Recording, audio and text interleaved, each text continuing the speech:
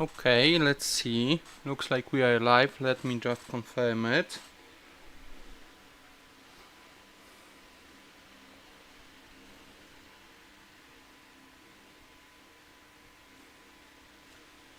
Let me see.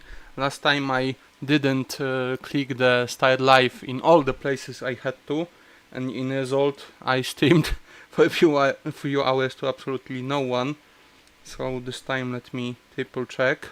Looks like we are live. Let me just confirm it. I'm hearing myself. That's a good sign. Let me check it at one more place to be sure.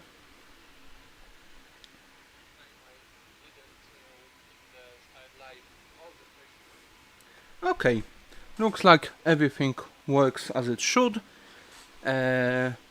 So I think we can start. From organizing things, one more thing is that I have a fan going on the side. I checked if it's too loud, but I think it's just a little hum for you. We have a terrible heat wave, so I really need the fan. But if it will be too much, if it will be distracting, let me know. I'll try to maybe set it in a different way or maybe turn it off. We'll see. So that's that. Is there anything I want to say before we start? The live chat is available. You can say hi, you can ask questions. I will try to look at the chat as I go, but it may take me a few minutes to respond. Okay, so I think we can actually start. If you followed my social media or you read the title of this transmission, the plan for today, first and foremost, is to assemble a new model that I recently finished designing. I 3D modeled it in CAD program. I use Fusion 360. I also have the Fusion opened. Let me show you.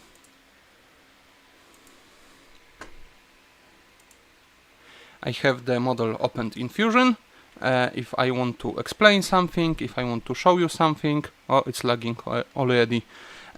So I have it ready to go. I don't think we will spend much time here, but if you are interested in something, you can ask for some cross sections or maybe how parts interact with each other. I also have it open if I have to measure something or check something. The main reason to do this prototype assembly today is for me to check for some maybe wrong fits or maybe some mistakes. So I will be mentally noting all the things I have to check in this model to make it printable and ready for customers. But I won't be doing this on live today, so not to lose time on that. So let's click it away for now. We can bring it up if it's needed. And now let's get to the main reason why we are here today. Here I have painted the parts. Let me get them out.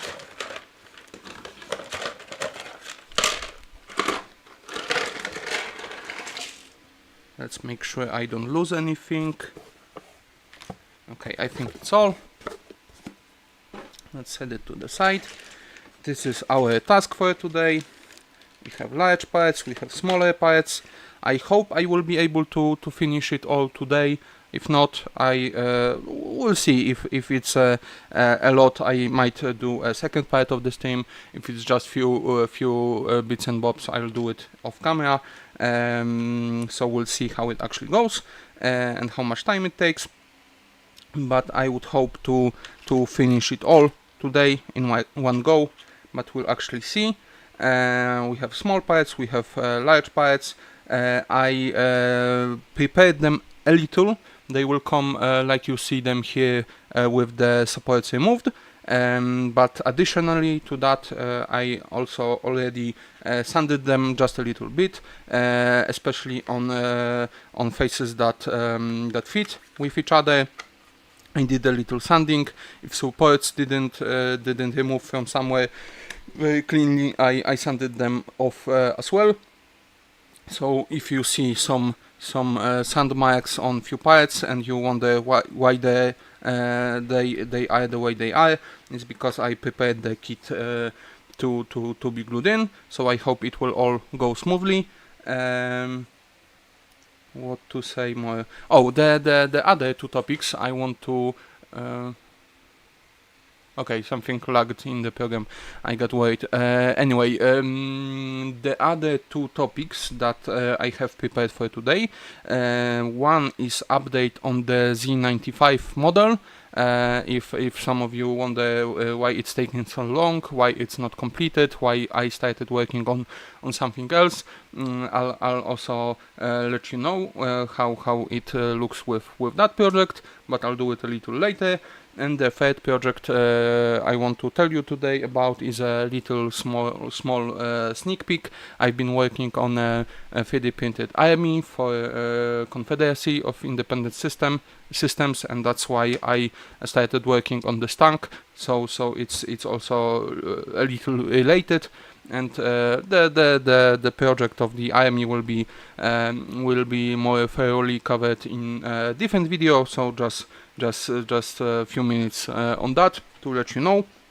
So maybe to not delay anymore, let's start with this kit. I will also be taking mental notes of the what do you call it, order in which I want to assemble this kit. I have a rough idea on how I want to do this. I planned this while I was modeling it, but I want to confirm that everything fits the way it does. So I will be also noting that. And after the stream, in my free time, I will be implementing all the changes to the parts to make this model fully complete. I will be adding numbers to the parts, which I didn't do right now because the order of the assembly might still change. And I will be developing an instructions booklet for it. So if you order the set, you won't have to guess what order it goes in together. So I'll be covering you there. Okay, let's start. I think with the hover plate. Let's move all those pieces to the side. If you are familiar with Star Wars Legion miniatures and you assembled the tank that's available through there, you might see a lot of similarities with this kit and mine. I took a lot of inspiration both from this kit and the kit that was available after the release of Phantom Menace, I think in 1999. I looked at some photos, I took some ideas. I never actually had neither of these sets in hand, so it's not a copy, a replica. I just took some inspirations of how the parts go together, how they connect. But other than that, I completely modeled this from ground up, so it's not a replica. Those parts won't be able to fit to either of those other sets, so it's a independent thing. The first thing we'll have to do is to assemble this plate. In fiction, there's, as you can see, rocket launchers on the front, but also there's ammunition magazine basically in this thing. And in universe, we never actually see this, but in universe, when all the ammunition is spent from the tank, from the magazine, the tank detaches from the plate, leaves it, and goes to another one and is reloaded. So it's a little fun trivia I picked up on while doing some research, researching some reference parts. So there will be fun facts like that through this video. Here's something that will be visible and legible only a few more seconds before I glue it in forever. Here's my logo. Here's some information about the version. This is V1. I will be updating this project. I will be making some changes to make it either easier to assemble for you or easier to produce for me. So that's mainly information to let you know how much work was put in this kit already. And there's also this place, as you can see, that says 8.5 millimeters, and for Imperial system there's marking Q drill. I tried to research what's the equivalent of 8.5 millimeter drill, and I only could find this Q drill thing. Not really sure how it's actually popular and how many people will actually know what a Q drill is, but if I get feedback that nobody really knows what this is, I can still change it, so not a problem. And on the other part, you can see that there are the launchers, and there are some legs to rest on the bottom, so it's not gets squished. And right here is this sort of what you might call it, slot that I prepared for a piece of clear acrylic. The kit will also come with this acrylic cut to size. It fits in this hole. It was supposed to fit smoothly. It has to be pressure put in there. So I'll be improving that hole. That's the first thing I know. And when you close the plate, the acrylic rod is supposed to come through here. What's the acrylic used for, I'll tell you in a moment, but that's basically what this marking is for, to make the hole for this drill to pass on. Why didn't I just model the hole in? I wanted to give customers the option to leave this plate untouched. If you don't want to use the acrylic rod, if you want to use this model for some diorama, or maybe you have some other plans for it, you can leave it untouched. You don't have to fill any holes. So this hole is optional. And this acrylic leg, probably many of you, especially those more experienced with these sort of things, is to set this tank on a base.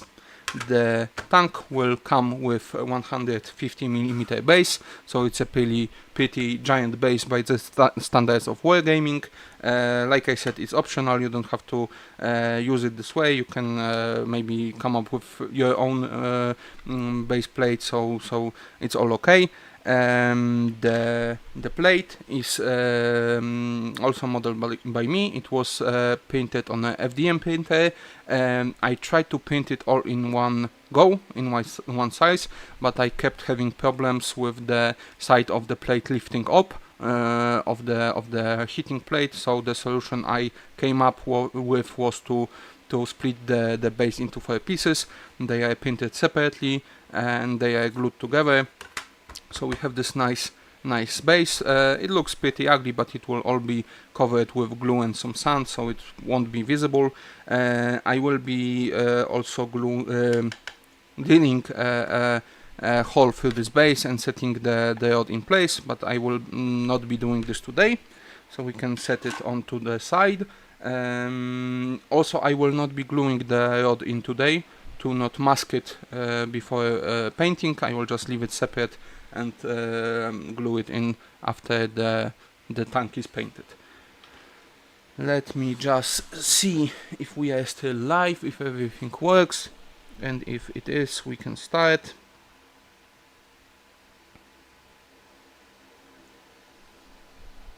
Give me a moment, please. Okay, looks like everything is online. Looks like everything works. So let's start. Like I said, this hole is 8.5 millimeters. I have two drills. One is 8 millimeters. I didn't have 8.5.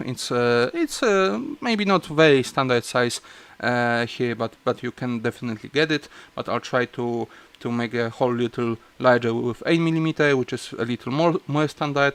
And the pilot hole I will be doing with 4 millimeter drill to make it a little easier.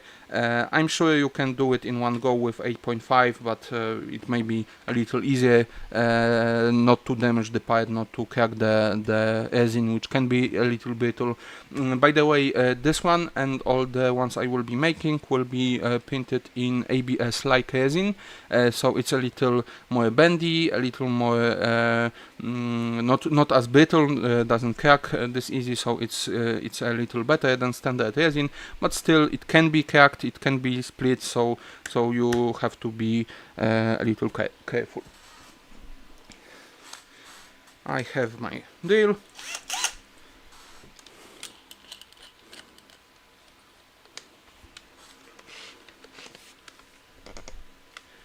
Okay, let's start.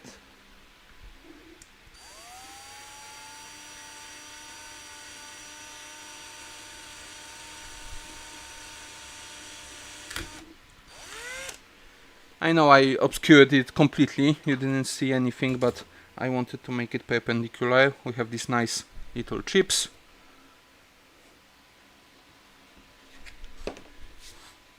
Okay, the hole is a little off center, but I think we can still fix it. It's okay.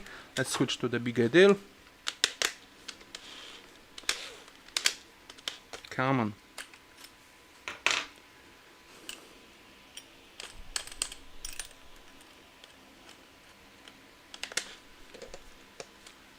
Okay.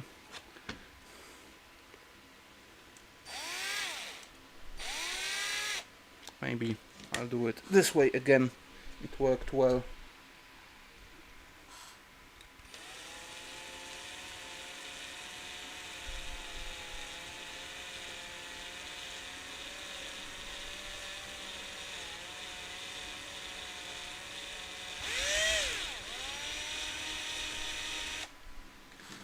I drilled a bit.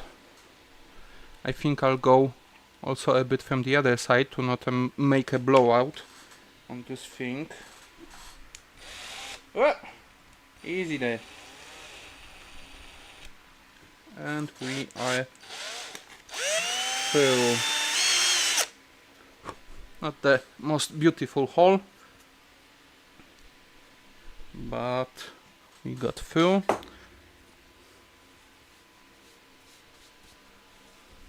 We'll be making a little bit of a mess today, so I'm not worried. Okay, let's see if the rod fits through. It doesn't, which is expectable. Also, let's see if we are lining up. Also, we can clean this hole a little.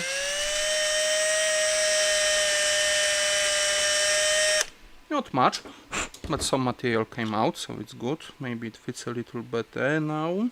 Let's see. Okay, it's better. How are we lining up? Pretty well, actually. It's not as bad as I thought.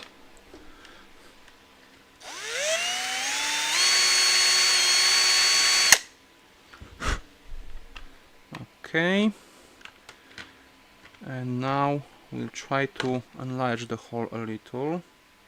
Still not fitting.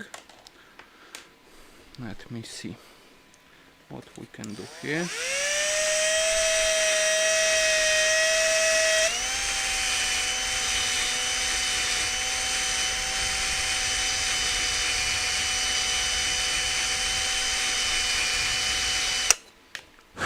Let's check our progress. Oh, perfect.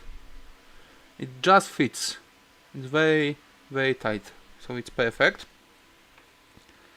Let's maybe enlarge this one a little too.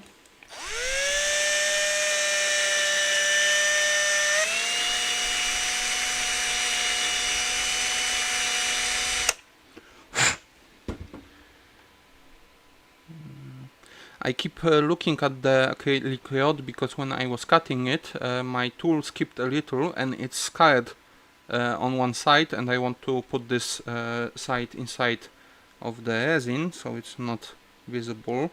It's still pretty tight. Let's give it one more go.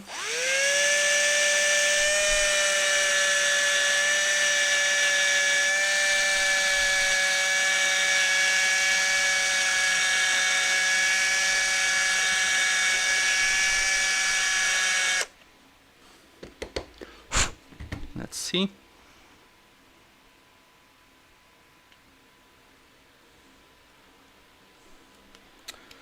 Maybe let's leave it here. Let's check if it will fit.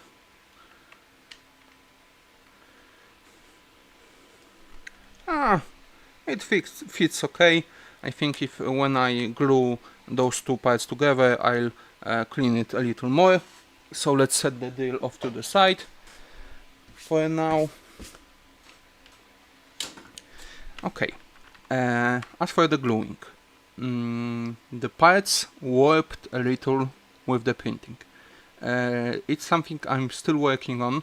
I had the printer for about a month, so it's resin printing is still very new to me. I'm still dialing all the settings, so I'm sure the parts will get better as I go along. But as you can see, we have some warping here still, so it's not perfect. It will be actually a little more work on these parts, but for this I'll try to put glue on all the contact points, and I'll try to squish it against the table to make this as flat as possible. With this one will be a little bit more work, but we'll get to it. Okay, for gluing I will be using exclusively cyanoacrylate glue, also called crazy glue or super glue. You could use for this resin kit also some epoxy, two-part epoxy, which is also resin, so it will bond very nicely. CA glue will be quicker, and also it might might hold the parts together a little better. You can't use for this plastic glue, like hobby model glue. It's not acrylic, but yeah, I think acrylic glue. It melts the pieces a little and bonds them. It will not work with this resin kit. So you have to use CA glue. We have Katarzyna in chat saying that it's quite big. You know what they say about size. Thanks, Katarzyna, for joining in. I hope you have a nice team. Okay, so let's maybe just try and do it. We have to put glue all around, and also on those legs I mentioned. I also have CA glue activator that I will be using probably a little more later. It not expands, makes the glue set quicker, so it's really useful in some special situations. Okay, let's maybe just go with it. Here, a little here. Okay, now all around.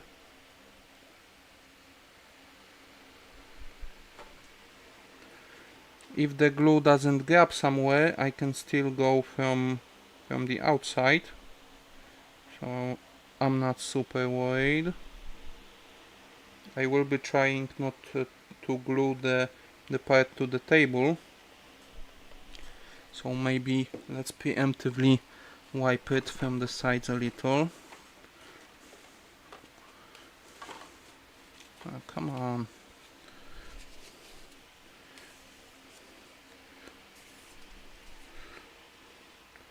I fully expect to have completely covered glue fingers, but by the end of it. Okay. 3, 2, 1, go.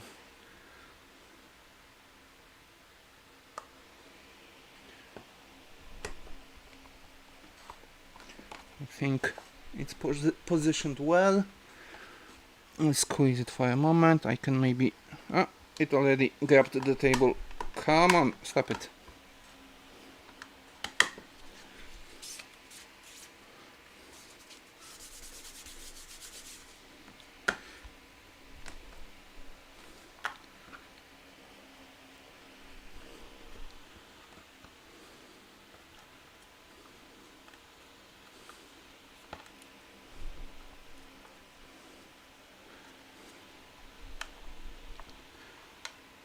Okay, it grabbed a little, so maybe I'll just go around and apply pressure in the specific places.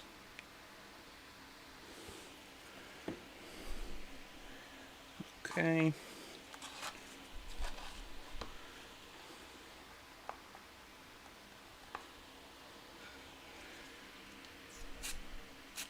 A little bit of the activator.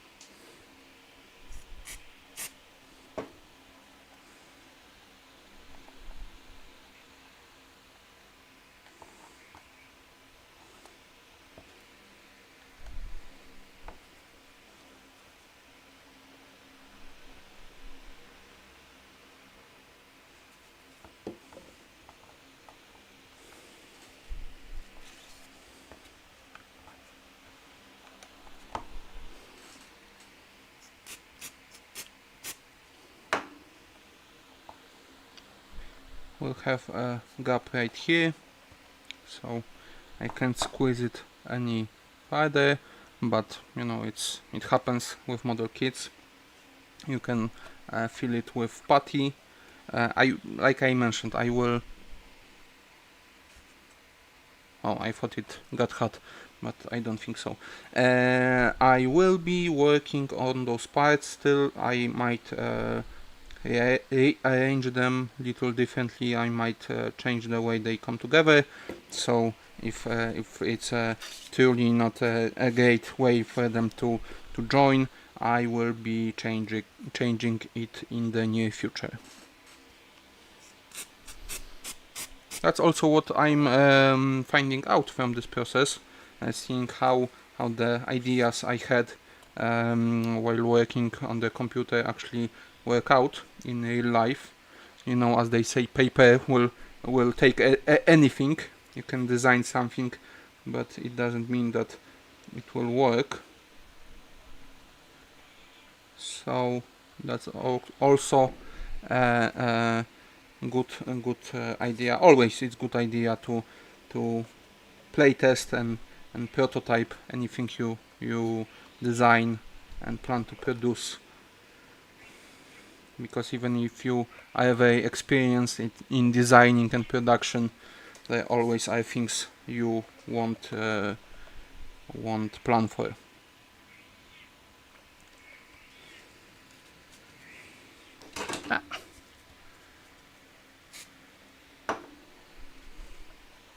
Okay, we got around. Pretty fun little box now. It's sealed well all around. I think I might sand the connection in few places to make it a little more flush.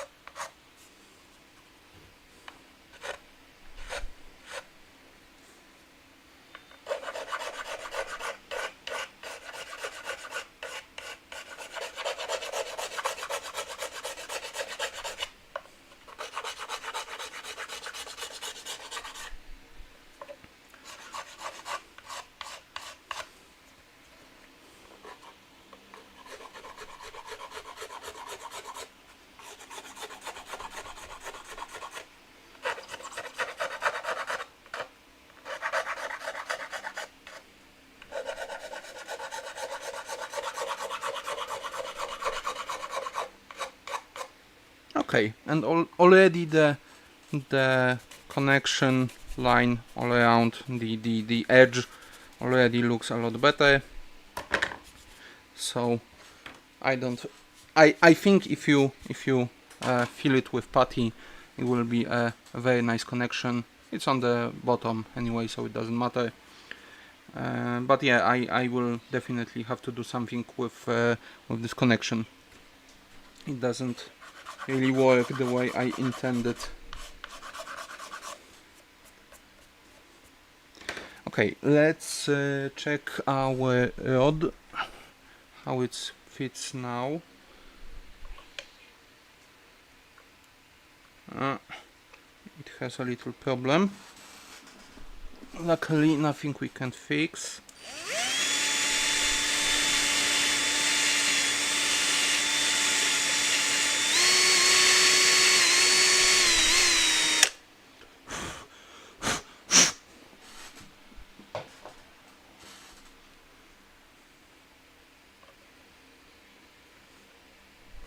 I think fits very nicely now.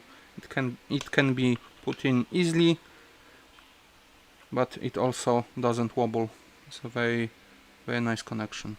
Okay, so that's how it will stand on the base via this clear rod, so it hovers.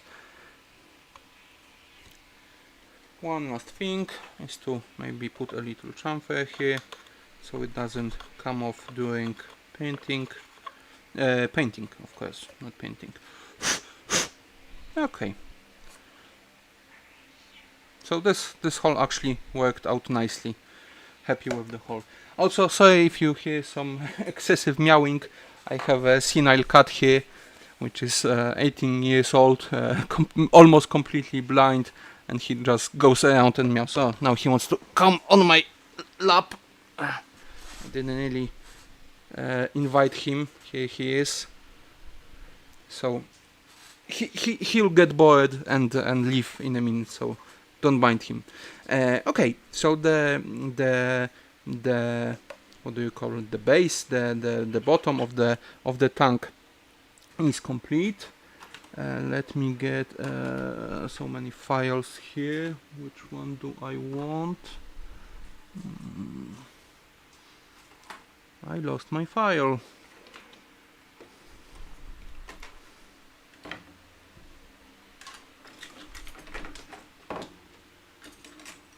Maybe this one instead. I touched with glue here on the top. So let's make it nice and smooth again. Okay, there we go. We can continue. Okay, so that was the first part. We can now move it to a side for a bit and now focus on the main body. As you probably suspect, it will come like this together, but first we have to join those two halves together. Katarzyna says hello to the cat. Of course, he wants to come on the table, so let's let's make sure he doesn't. Tigis, stop it. Behave. Okay. To join these two halves, we have all the connection points in the middle, which will take also glue, but the plan was that the outside will come nicely together, but as you can see we have some warping here, basically on all the connections all around, so it doesn't come together as cleanly as I wanted, as I planned. So okay, you are disturbing the steam. Go play somewhere else. Okay, so now we can get back to this. The idea I have for these two parts is if I force them together, the gap closes. So it's not terribly big problem. I think I will glue these pieces with the inner connections for them to stick together, and then I will go with all the outer perimeter one place at a time, force them together, spray with activator, and I hope this will fit nicely together. Also, a note from myself that I already noted when I checked the pieces after painting. I really don't like how those tubes turned out. There was a big problem with cleaning because resin stays in those tubes in both sides. It's almost impossible to wash out. Even if it's washed out, then it leaks out. It becomes sticky. It's too long because of the resin, so it's a mess. That's the thing I definitely have to leave. They are terrible, and I don't really like how they turned out. So yeah. Also here are some details that you might appreciate with the resin painting. I think they turned out really nicely. It's nowhere as close as I could get with an FDM printer, although it's still printed in 0.05 millimeter layer height, so it's only twice the resolution as I did on the FDM, but the thin parts you can get and the smaller need for supports is truly amazing. So it's still a magical process to me, the resin painting. I'm really in love with it, and I will be using it more and more. Okay, let's do the gluing. We have 1, 2, 3, 4, 5, 6.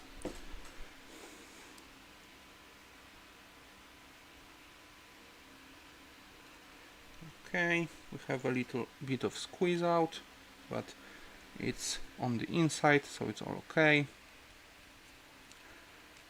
Let's make sure all the connections grab well. Maybe I'll remove some of the squeeze out where I can still reach it.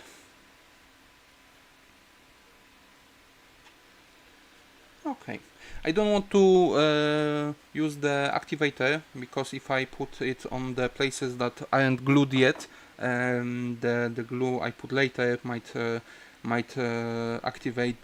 become activated, and I will have problems with gluing. So let's not do that right now. Okay, and just with that we still fit pretty well.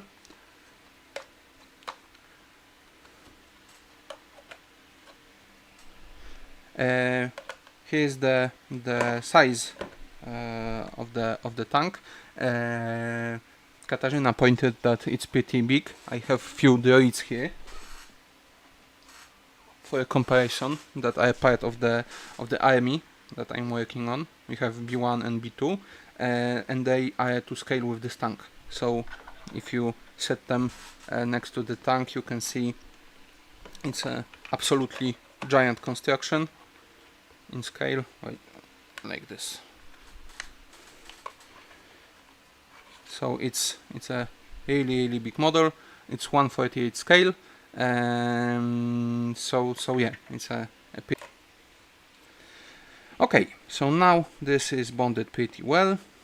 Maybe let's start from the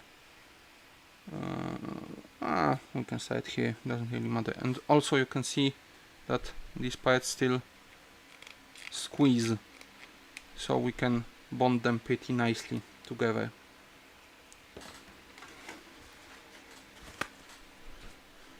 Okay.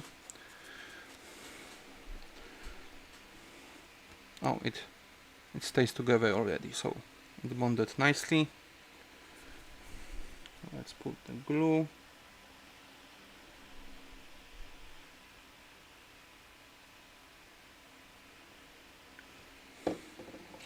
Let's massage it a little so it goes in all the places it has to. Wipe the excess, and now squeeze. It will grab pretty quickly, so let's give it a moment.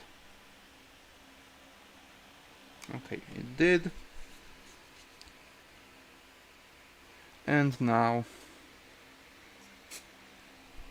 and it's locked in place.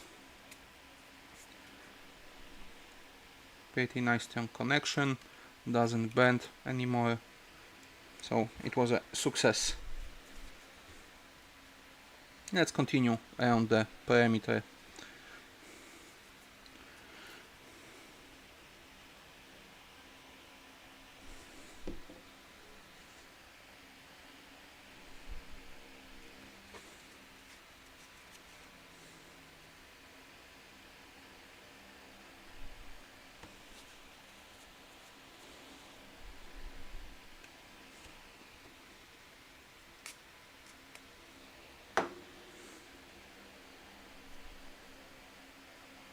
Okay, the gap closed nicely. We had a small connection here, but it didn't paint on one side, so it won't get glued.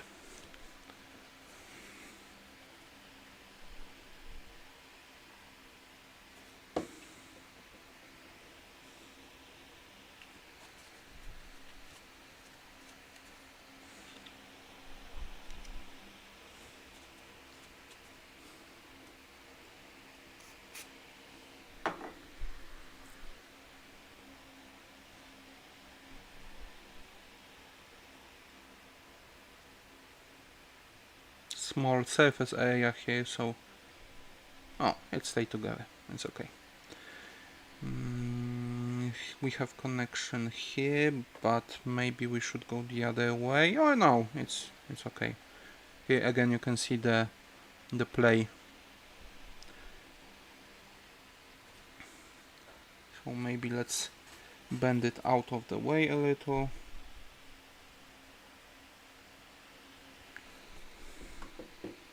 Again, massage it.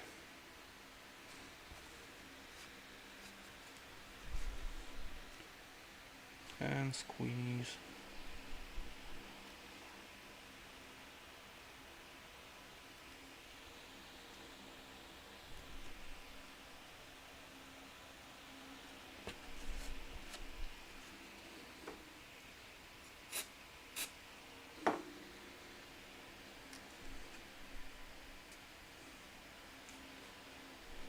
Okay, just 2 more connections.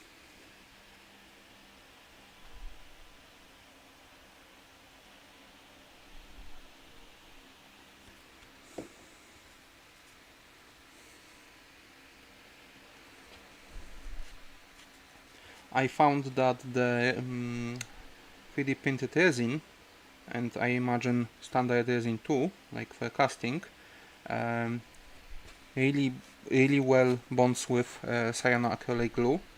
And sometimes if I put the glue on the resin that isn't cured yet, it actually works like an accelerator for the glue. So the cyanoacrylate glue for this project is I heard a little crack. Oh, here on the top. Yeah, so as I was saying, it glues very well if you don't squeeze it and don't break it.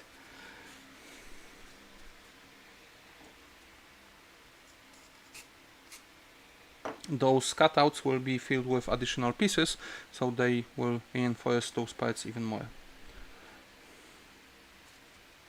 Okay, we have a big connection here.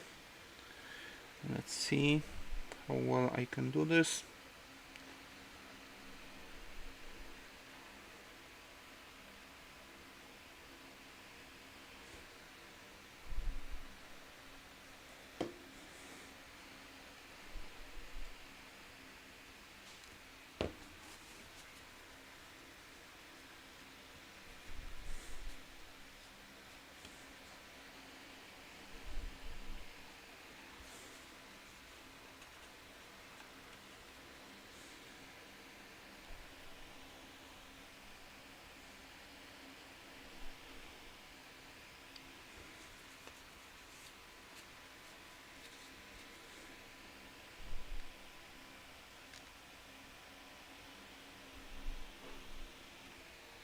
Okay. The accelerator makes the glue bond pretty fast, but it's still not instant. So even if you spray it, you have to give it a few seconds to actually grab.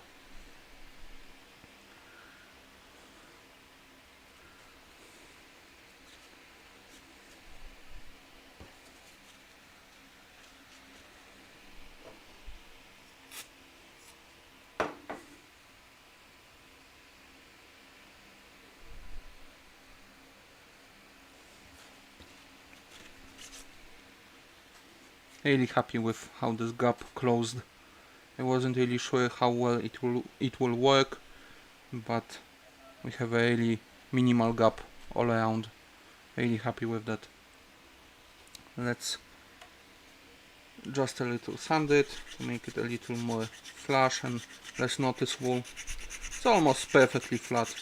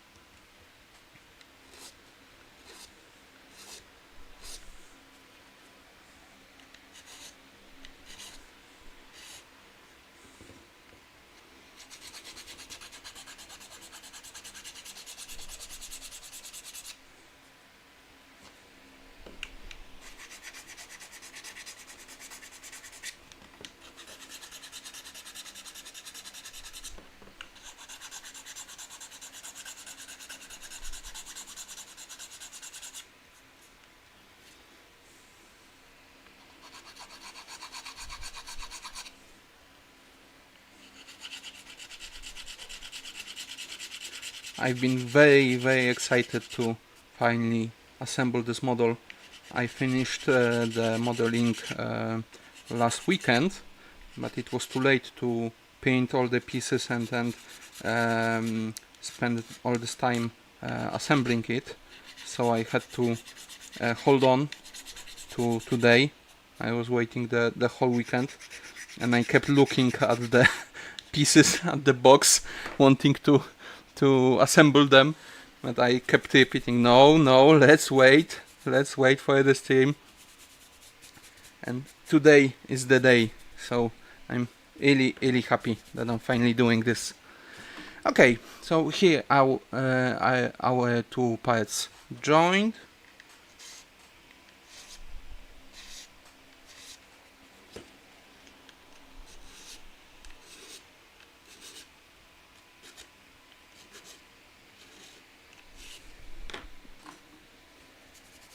The resin sands very well. It turns into a nice powder. It's not very hard, so you can get really good results with sanding it. Okay, so it's very nice and flat all around.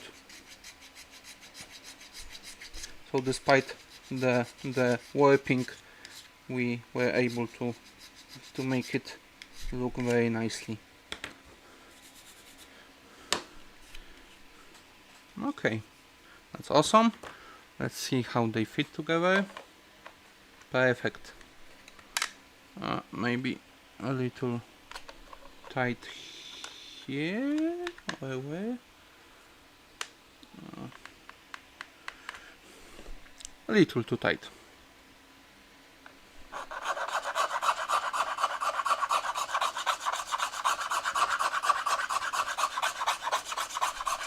This part, the top one, worked pretty badly here.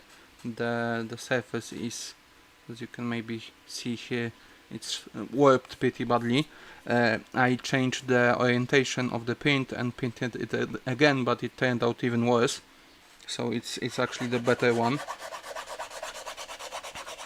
And I'll definitely will be looking into that. I'll try to work on the position of the part during painting, because it matters a lot, I found out. But I think I'll also be cutting the big parts into smaller ones, because I had a lot of problems painting, especially those 4 parts. Had a pretty few failures, and I want to come up with a way to make them a little better. Okay, so it fits pretty nicely. We can either glue those two together, but we have 1, 2, 3 parts that come here. So maybe let's see if it wouldn't be better to glue them first.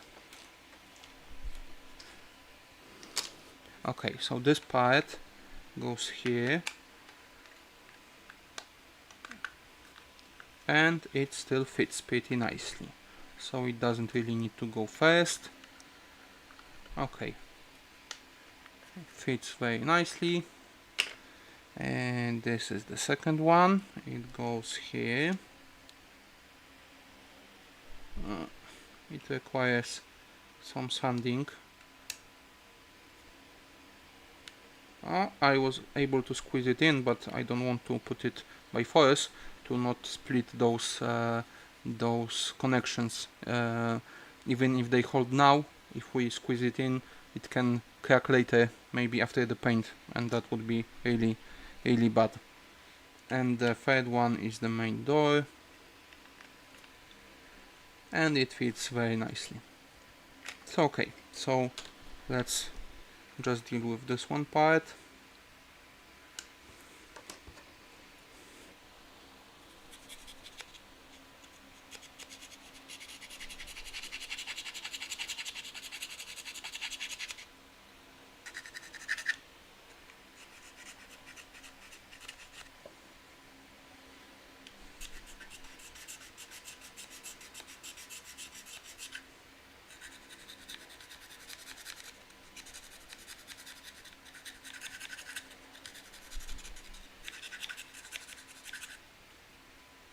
I tried designing all the proper spacings and fits between the parts so they would come on come together cleanly, but I used a pretty standard dimension of the gap for all the pieces, and in some places they turned out too tight, like here, and in some places they not only turned out okay, but even too big, and there's too much gap.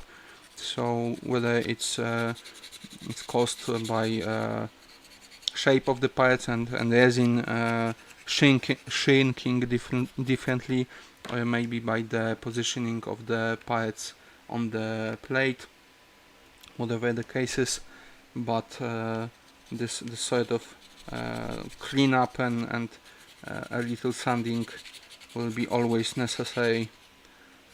But it's even the case with the plastic kits, so I don't think anybody who actually enjoys putting the models together would mind that. It's almost there, just a little more.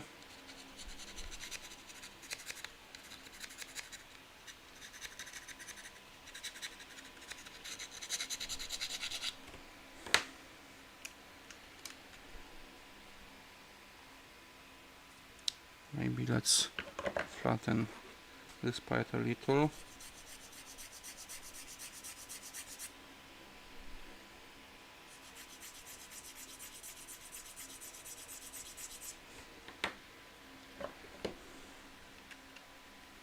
Ah, now it fits perfect. Just slips in. Ah, still a little bit of pressure, but almost nothing. And it sits flush. Closes that hole. Very nice.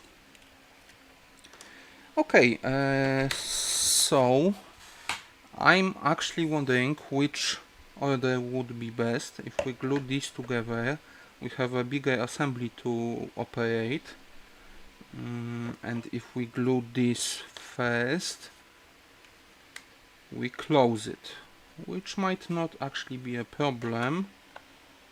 Let me think. I'm also looking at the other parts. I don't think it will be any... Oh, there's also this part that comes in the front, and it actually interacts both with this and this, so it will definitely have to be glued later, but just checking in that it fits, and it fits well. Okay, so we can come back to it later. The good news for the viewers is that Tigris, the elderly cat, laid on the balcony and is sunbathing, so he's happy and he found found his thing. That's why he stopped meowing. Okay, so maybe let's do the smaller parts first to close the construction. Those parts will also reinforce those two halves together a little more, and then we can do the plate later. So maybe let's start with this one. You might want to sand it down all around a little bit. I already did it. I already sanded it flush, so it fits nicely. We can glue it in.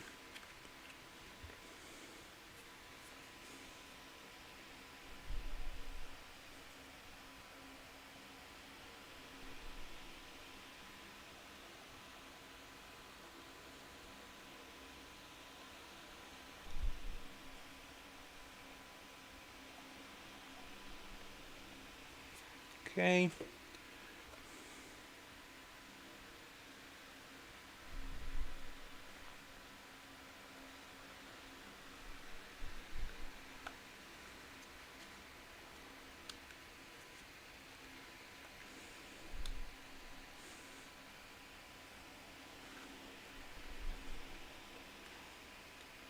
It went in very nicely. We have a minimal gap, that will be filled in by the glue and with the paint later. Very nice connection. And I can already feel it doesn't squish as much. The part reinforced it very nicely. I touched with the glue a little here. Oh, it's still wet.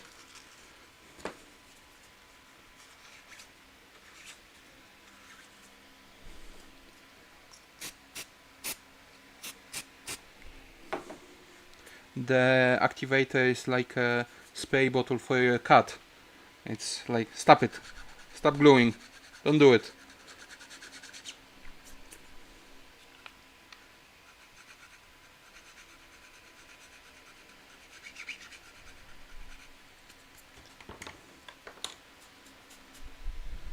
Okay, very happy with that. Very nice. You close the gap. You could put some additional glue from the inside, but I was able to make this connection very nice and strong, so I don't need to do that.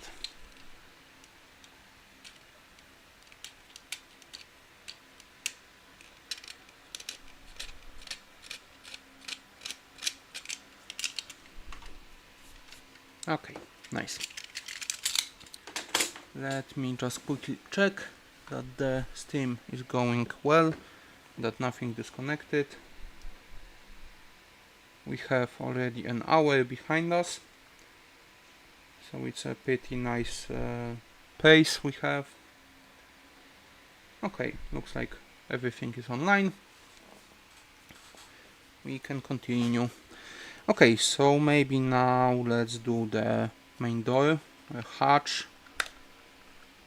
It still fits. Always remember to check your parts just before gluing. Even if you check them earlier, just by gluing this part we could close this gap and it won't fit anymore, and you won't don't want to find out when you already put the glue in place.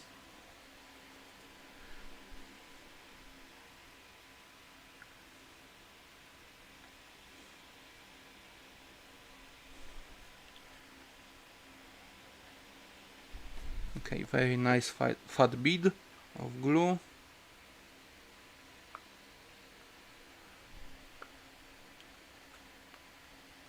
Here we go.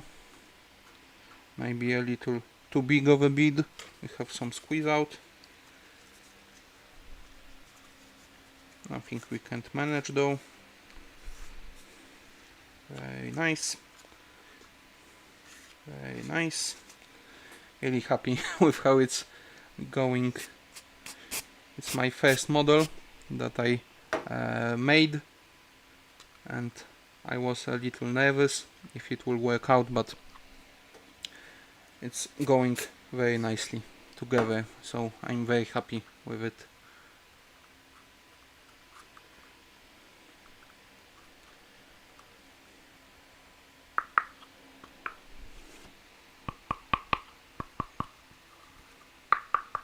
Very nice. Very strong construction. Very steady, doesn't squeeze at all. Really happy.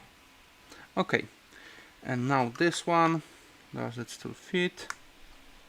It does.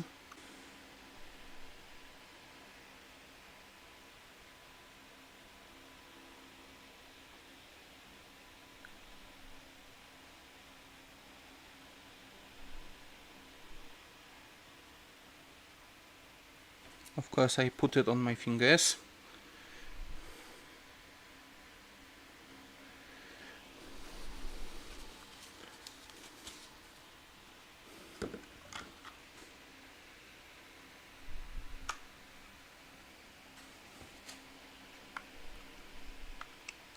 But it went in nicely. Let's squeeze the glue out to ensure a good connection. Wipe down the squeeze out.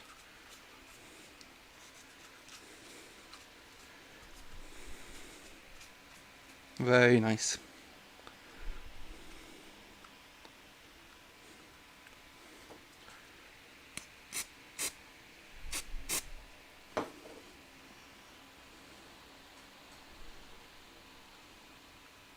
Very happy with that.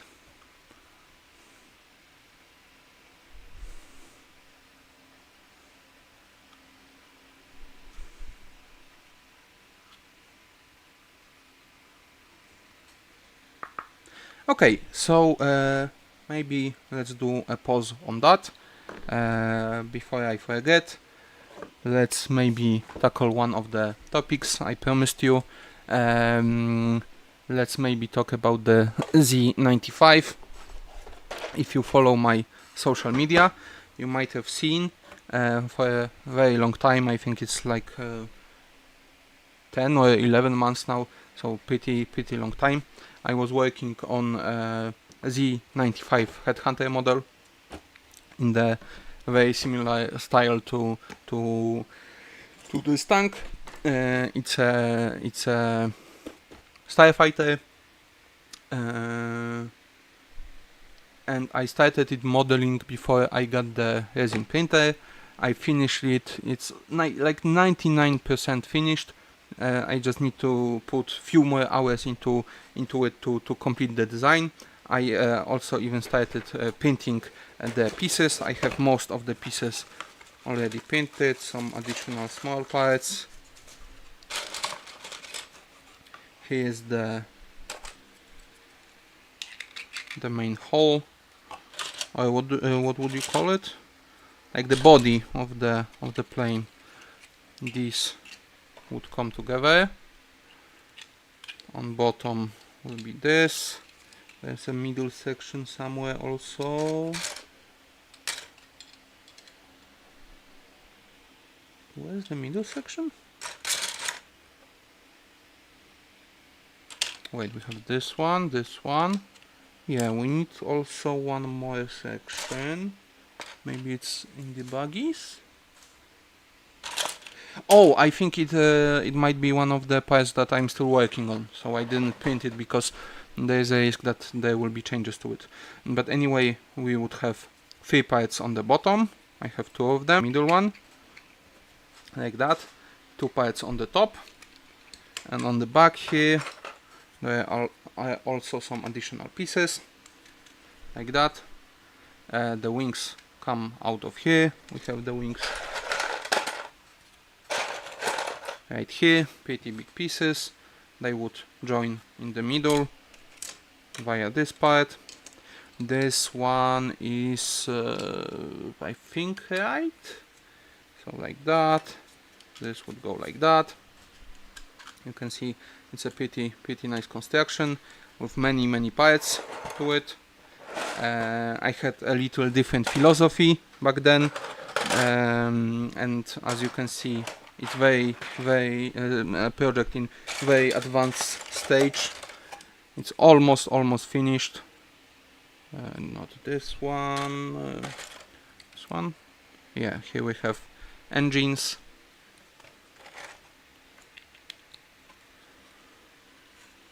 Here we go.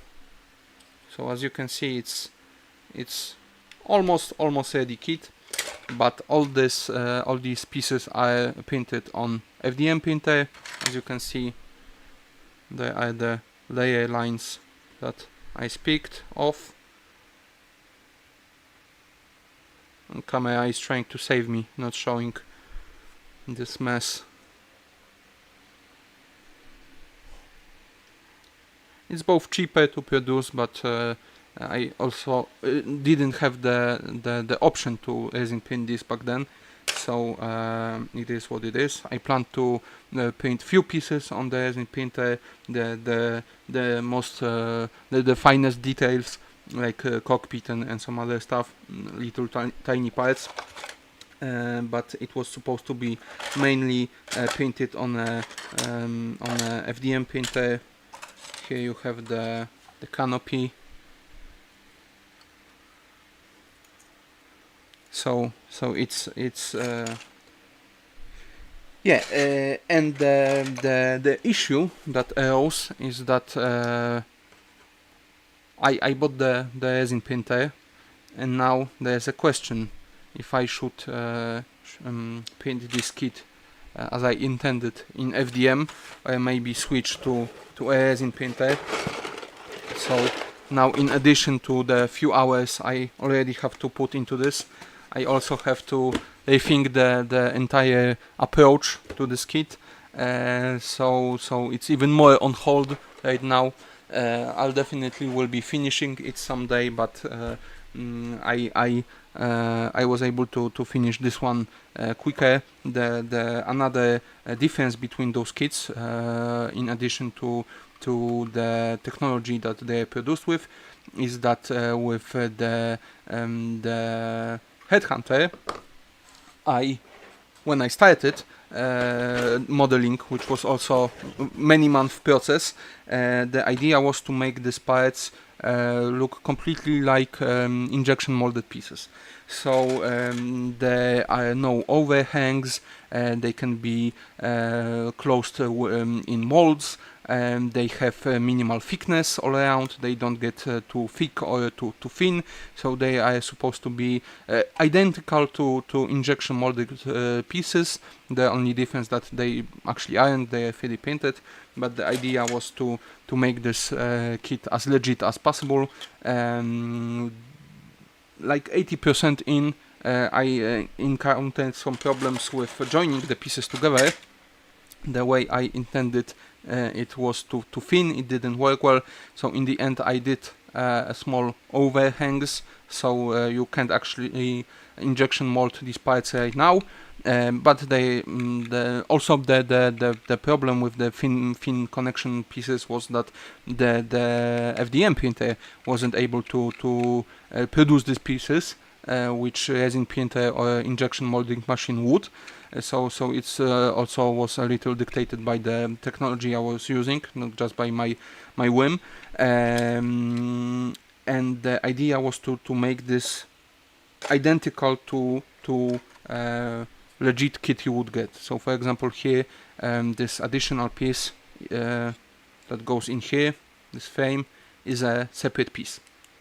That's why this part is, I don't remember even at this point, but I think around 200 parts, because all the parts that would have to be split for injection molding are split, and they are not together. Since then, while designing the tank, the IIV tank, I had a little change of heart. Also didn't this Z95 Headhunter was supposed to be my first kit. It was supposed to be the best and perfect, and I put a lot of work and care into this one.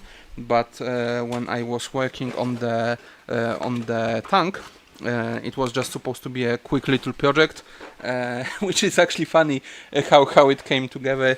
I'll come back to this in a moment, but I didn't put as much. It sounds bad that I didn't put as much effort into this one. I just really had a different mindset while working on this one. It was supposed to be sort of utilitarian. It was just supposed to be good to use, easy to assemble, quick to model, also quick to design. So I had a really different design philosophy while working on this one. And for example, I wanted the pieces to sort of look like they are injection molded, sort of they do have a set thickness, but it wasn't really the most important thing for me. So for example, let's find a good part. Oh, here's the turret, the top of the turret, in the Stylus Legion kit, and the other, the Phantom Menace kit. All those pieces, this reflector, these top bits and bobs, would have to be cut off, split into a different part to make this top part of the turret possible to mold.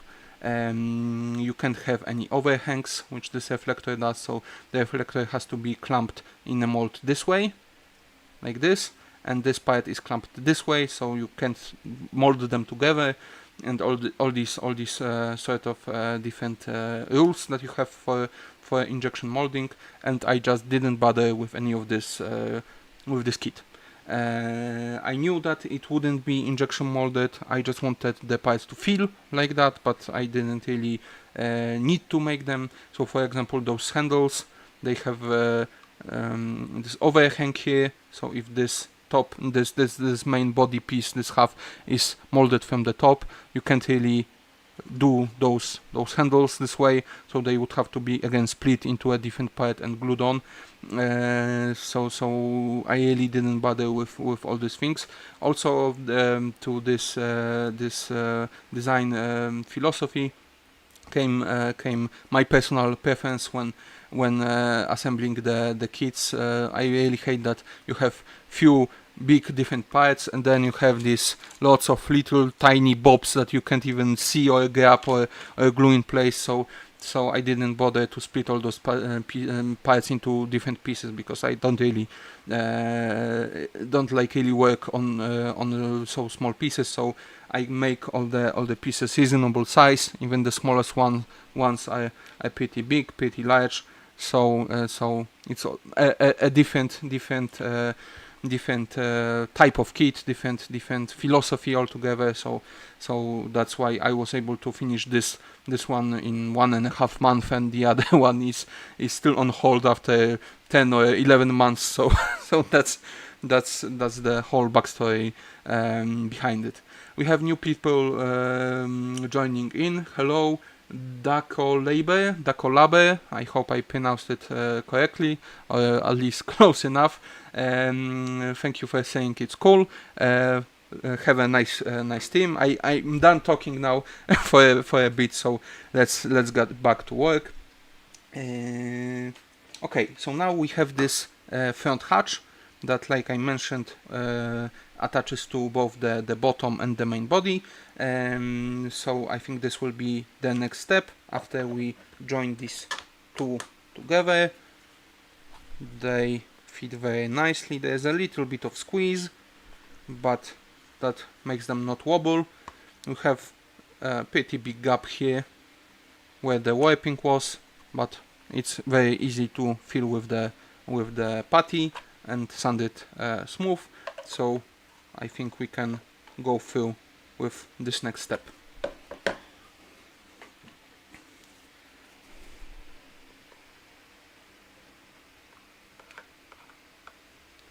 Fat bit of glue here, two very big pieces, structural pieces that make the whole tank. So want to make sure it doesn't come off. Lot of glue. Okay, and 1, 2, 3, go.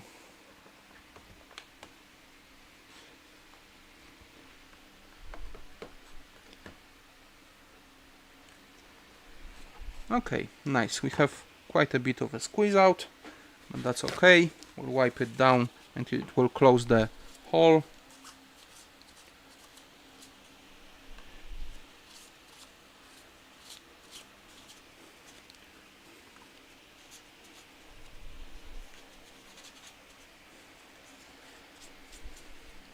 Okay, left a bit of the tissue here. I think it's, oh, it didn't gap with glue, just caught on the corner. Come on. Okay,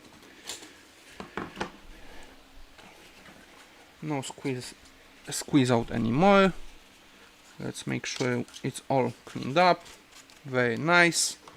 Just make sure that it won't get sticky. Very nice. That's like 80% of the tank finished. Very nice and strong.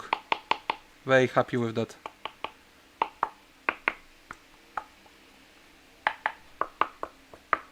Nice. Very happy.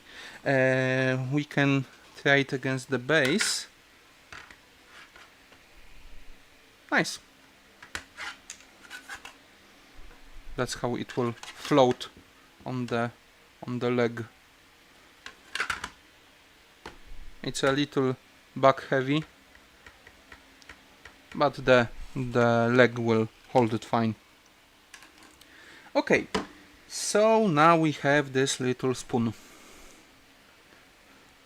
I showed it to somebody, this part, and it was upside down, and they exclaimed, "Oh, it's a spoon!" Yes, it's a spoon. Okay, so this will work here. This will join here. It's actually a front hatch. It lifts up without this top piece. It can open, and there it can look out from here. So I might do in the next version, in the V2, I might do this hatch possible to open. We'll see how it actually works out. But for now it's glued shut. Let's see if it fits.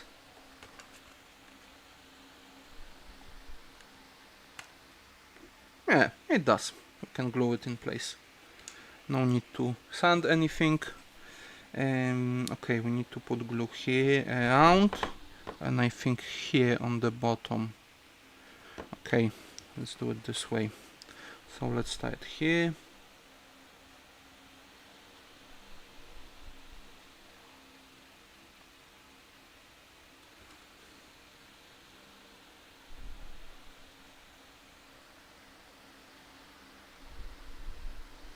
Like that, and here.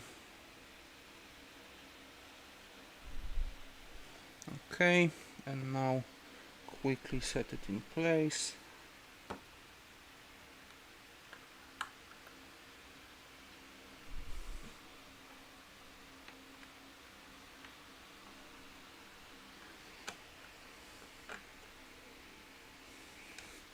Ah, don't grab me. I fucked it up. Again, let's try it one more time. It grabbed the side of the slot and it didn't sit well.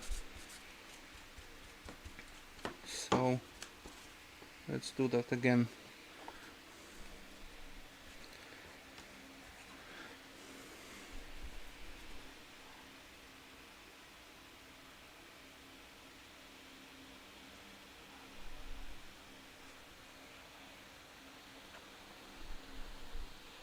Maybe let's don't do the bottom for now.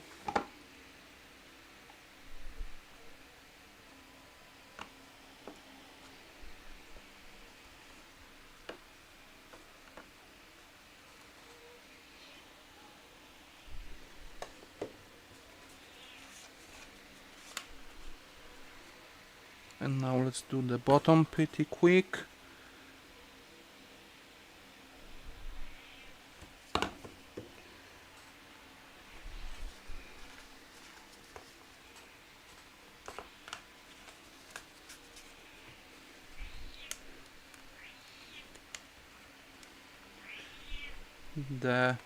The elder cat is back and he's gonna tell you all about it.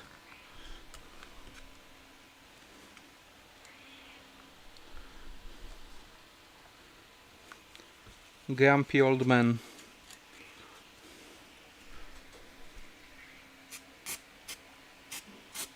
Okay, it didn't come together perfectly.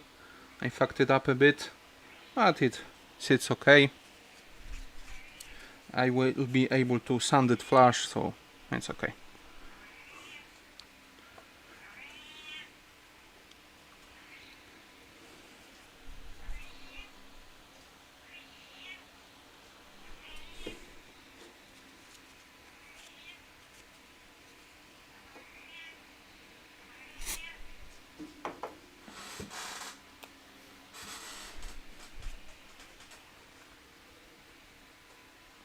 You can come in and get him if you want. Okay, someone will take the old man away. Go scream somewhere else, you old man. Thanks.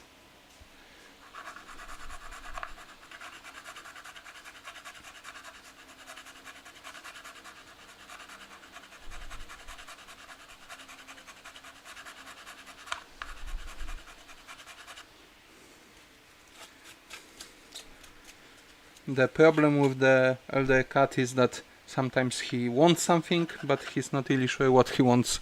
He has food, he doesn't want to be petted, he doesn't want to go outside, and he just stands there and, and screams, and nobody really knows how to help him.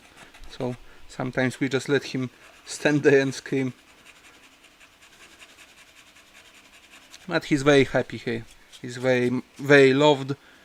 He's been with us 16, 17 years, something like that. So it's our beloved family cat, and he's retired now. He gave us years and years of joy, and he earned his retirement. So now we let him just go around and scream. We don't bother him about that.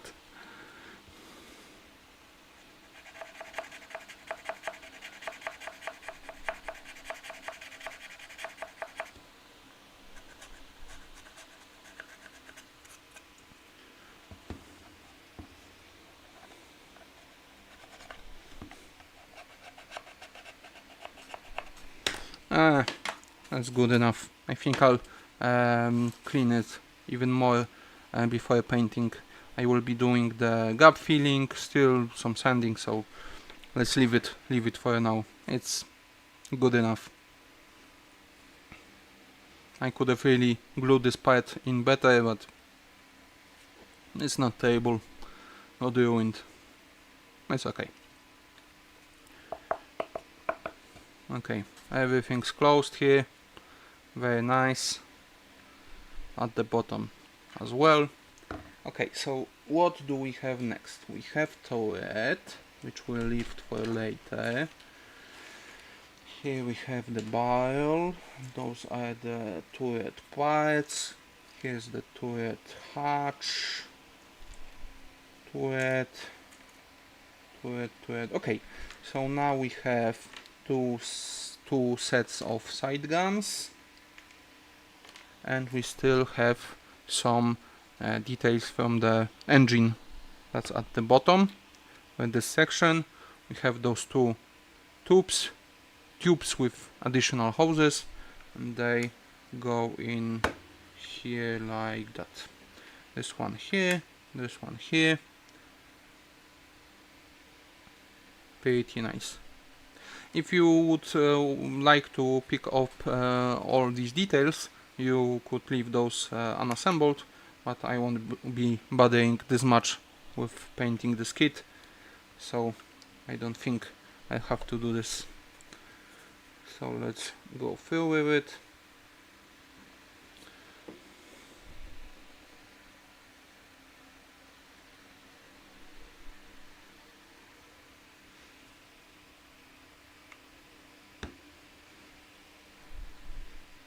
Okay, let's set it in place. That's there for life. And the other side.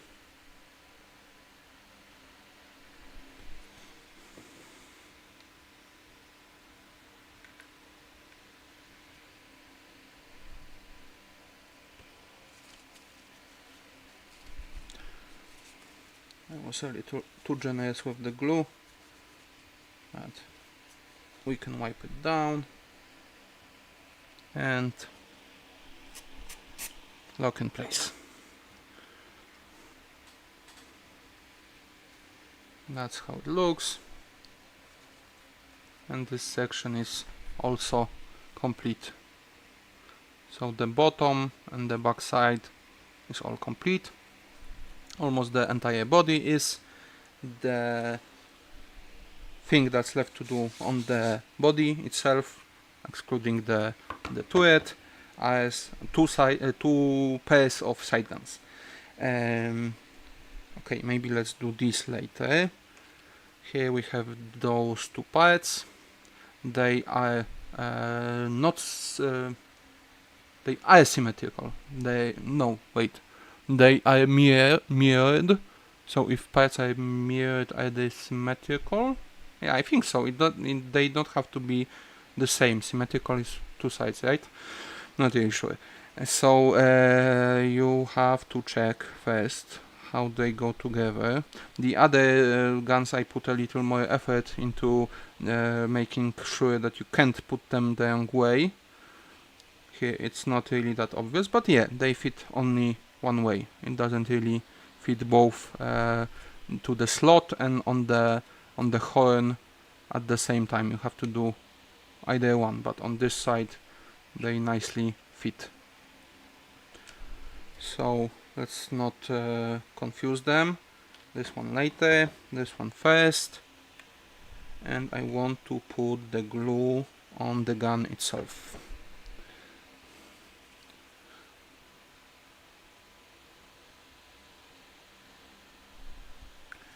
Okay.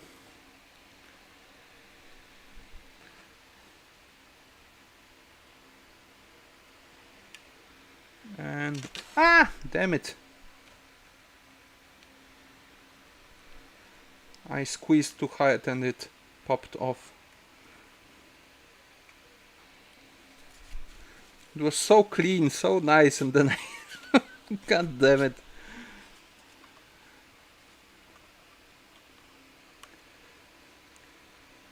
As long as I wipe the glue down, it won't be really visible after painting. So it's still okay, and even if there's a very fat bead of glue, I can sand it down, so it's not really a problem. But the glue is shiny against the matte surface of the paint. the entire model starts to shine more and more. So I'm getting pretty self-conscious about it, but it's not really an issue. Okay, so this gun is nice and straight. It sits flush. Very nice. Let's do the other side. Those front guns I'm doing right now are one of the fewer details of the tank that make it distinguishable between the Phantom Menace and the Clone Wars version. The Clone Wars version doesn't have those guns for whatever reason. It honestly looks like the animator forgot about them. It doesn't really look like a big improvement, so that's pretty weird, but you can look for this to determine which version of the tank it is. Okay, so here we have the front guns, front lasers. Very nice, awesome. Now let's do the side guns, and to show you the system I came up with, really not really came up with, it's pretty standard stuff, so it's not like I invented some revolutionary system here, but to make sure that you don't switch the pieces, because they look pretty similar to each other.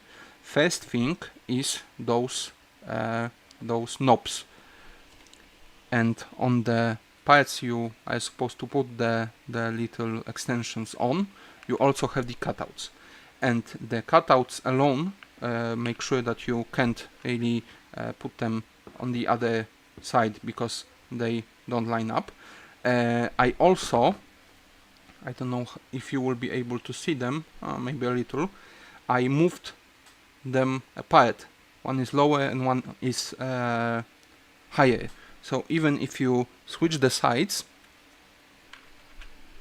and you rotate it upside down like this by accident, by mistake, you can see that it really doesn't want to go on this way. So that's the first let's say precaution. Let's glue those in and I'll show you the other one.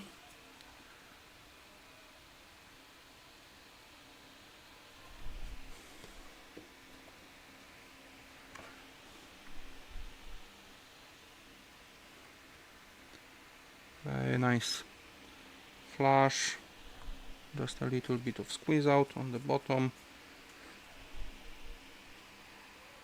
Very nice.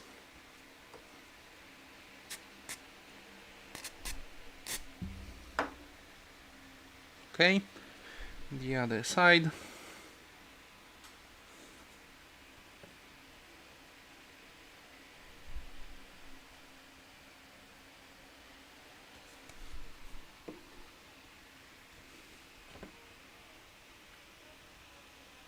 The elder cat got taken away, and my other cat came in, and she's laying on the same spot that the previous cat was laying. So I guess it's a pretty good spot for sunbathing. A lot of crowds there. Pretty popular place. Okay. Very nice extensions. Little arms. And now for the actual guns. Here they are. Again, like I mentioned, if you would produce them via injection molding, you'd have to split them in 2, 3, maybe 4 parts each. So it would be a lot of gluing of small parts, and now we can just glue them in place. That's really how I prefer it. I imagine that there are people who actually like to tinker with those little parts, and the more parts they have to glue together, it's better. But in the end, someone has to make a decision, and that's how I decided on it. There are some really awesome craftsmen. I think that they are Japanese or Korean. Not one guy is either or, but I'm talking about multiple channels on YouTube. There are modelers. There are guys who glue car kits together. These pretty big models, even larger than this tank. And the level of detail that they put in, and the amount of work is amazing.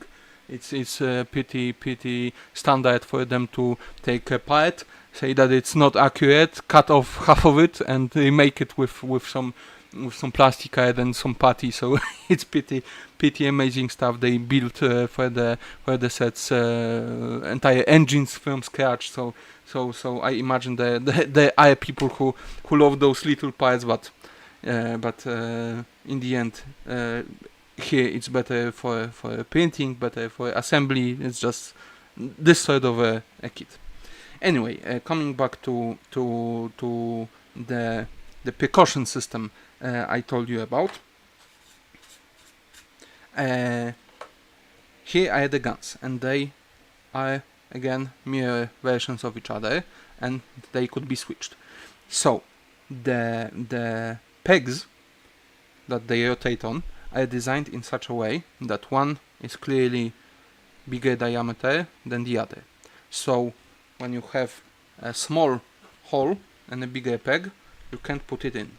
But I thought that it's not enough of a precaution, because if you take the smaller diameter and you put it in the bigger one, it will go in, and you can glue this one in, go to the other side, and realize that you made a mistake. So to make sure that the smaller peg doesn't fit in the larger hole neither, I made it too long. So you can see that the smaller diameter one is longer than the large diameter one. So even if you go this way, you can see not only that it wobbles in the slot, it's not the right size, you can also see that it sticks out. So you can be 100% sure that it doesn't go in that way. Maybe I should have done something like this for the front guns, and I think I will try to come up with something for the next version. Here's how it fits. You can see that it rotates pretty nicely. And I think I don't want to do any sort of crazy pose with them. I think I'll just glue them pointing straight forward. So I want to make sure that I have them rotated correctly, so they are both on the level. Let's do this one first. Oh, here's also another useful tip that not everybody might realize. If you put a glue in a hole, you want to check and be sure if the hole goes through or if it doesn't. Because if the hole goes through, it's actually better to put the glue on the peg, because as you put the peg in the hole, the glue will be first in, the air will come other way, and you will have a nice joint. But if you have a hole that's closed, like this one, you don't want to put the glue on the peg, because if you try to squeeze it in, the air that's already here will create a bubble, and as you press the peg in, it will squeeze the glue out. So in this case, if the close doesn't let the air out the other way, if it's not a through hole, you want to put the glue in the hole, and as you push the peg into the hole, the air that's on top of the glue will be squeezed out, and the connection, the gap between the peg and the slot will be filled completely with glue. So it's pretty important to remember and to be conscious of. Okay, let's put it in. Oh, a lot of squeeze out. Didn't expect that. Let's make sure it's on the level. Okay, now I can do with the squeeze out. Didn't expect that so much glue would come out.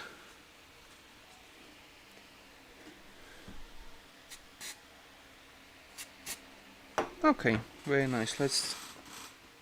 Okay, it's pretty parallel. The camera shows a little distortion. I'm not really sure why it looks so slanted on camera.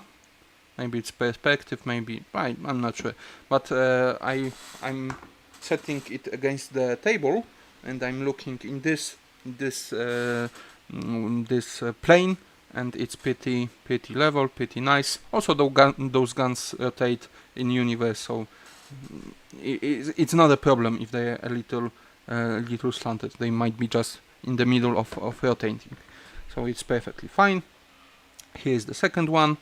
Let's do this once again.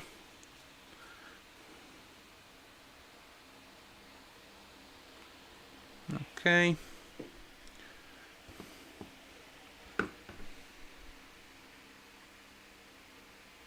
Also pretty big squeeze out. I tried to put a little less glue here, but maybe the holes aren't as not tight, but as loose as I thought. Maybe it's a pretty good connection after all.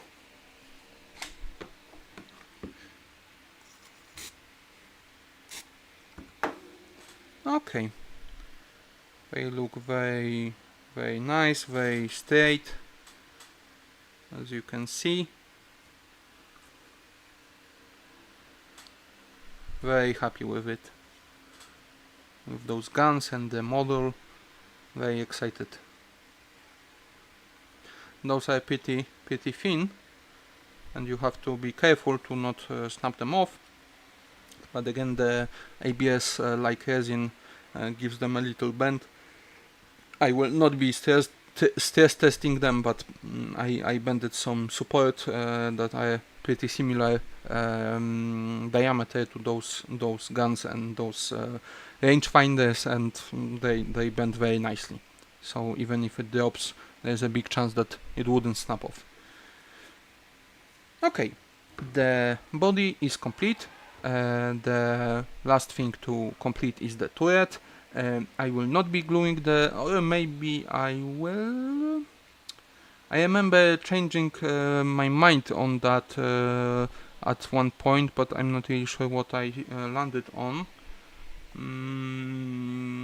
I will be gluing the turret on.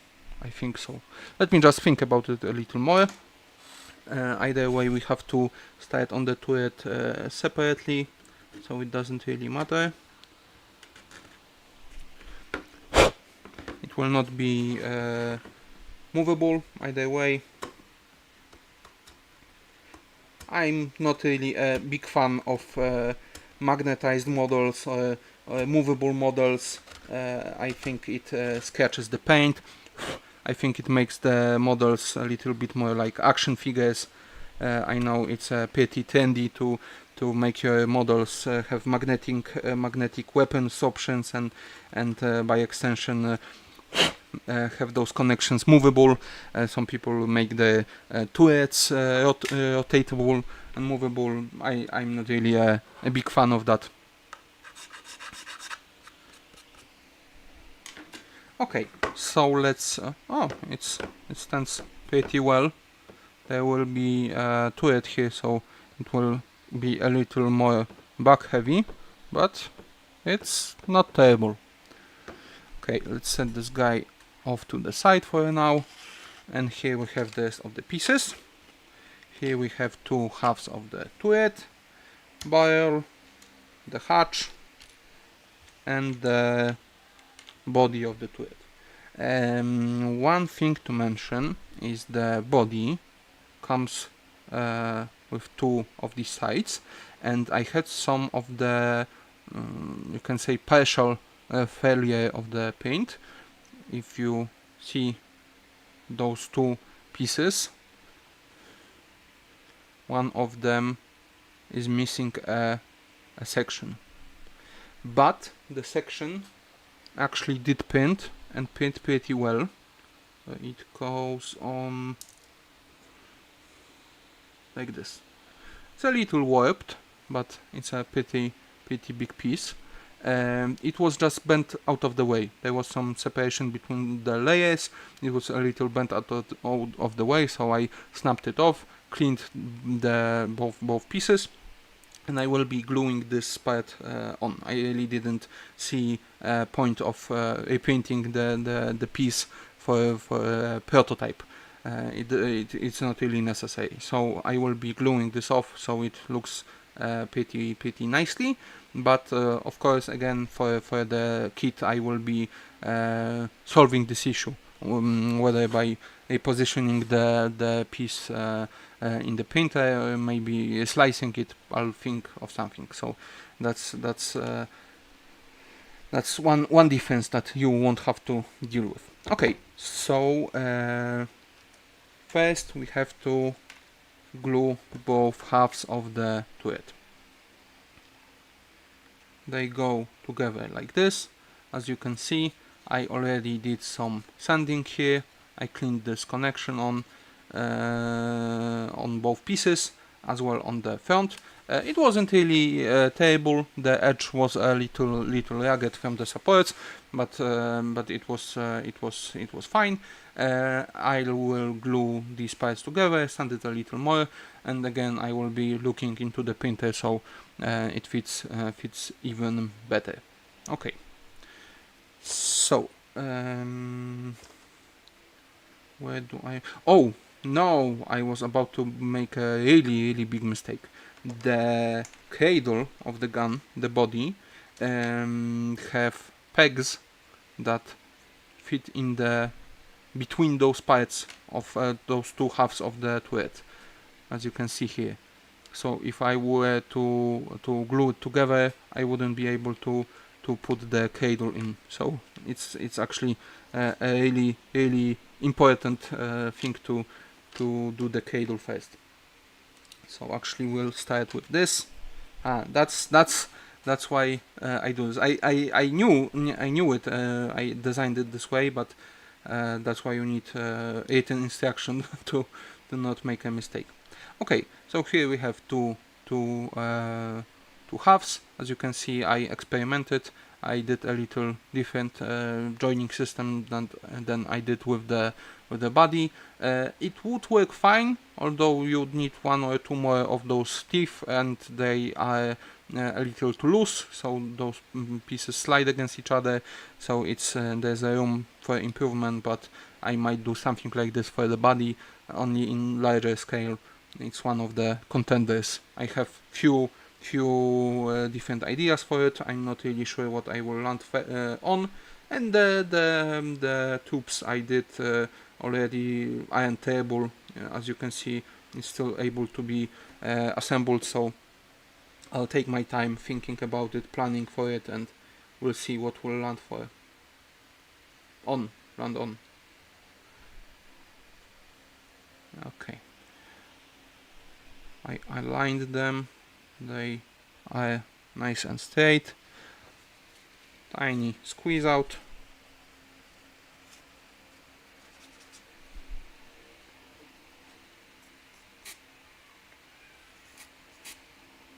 There we go.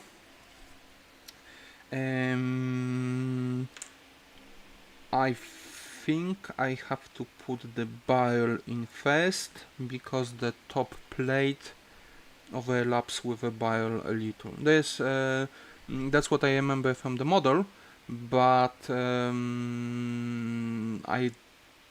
I dare fit those, and I think you will be able to put the barrel after either way, because there's a tiny gap. It's not as tight as it is in the 3D model, but I think I want to either way start with the barrel. Yeah, to make it straight. Here's the piece that broken off, goes on top of the barrel, so I think it will be easier to glue the barrel in first and then add this little guy. So let's see where I want to put the glue on. Okay, great. Also here's, you might have noticed the barrel is also, it has sort of a key modeled that you can put it in this way, but you can't put it in the other way. There's some sloped faces here, so that's why you don't want to rotate it upside down, but it's not possible to put it the other way around. There's only one way.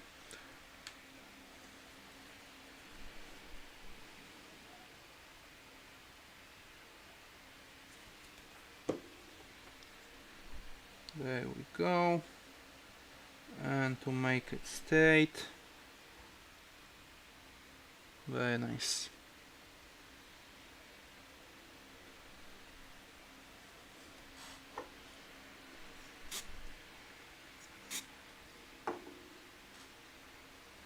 Great.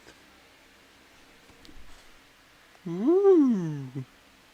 The barrel is nice and bendable, so there's also I made it a little thicker than it's supposed to be, so there isn't a big risk of snapping it off. Of course you can if you try very hard, but I was worried that the barrel would be very fragile, but it's a very nice and steady piece, so there's no worry there that it will snap off with the first contact. Do I have to sand this part a little more, or does it fit nicely? Oh, it's a little warped. You could maybe sand off few things, but I don't know if I want to bother with it so much. The pieces that are already here told me everything I need to know, and this is just to make this a little more pretty and complete. It's not really necessary for the prototyping process, because you have to remember that while it's a model that I will be using and I'm doing for myself, for my collection, and I want it to look nice and be presentable and not damaged, it's really it's not a commission. It's not something that I want to be perfect and someone to pay me for it and be happy with it. It's just some test that I'm doing for myself. So I dictate the level of detail that are acceptable, and the most important thing here is that I'm happy with it. So I'm not putting more work into this than it's necessary.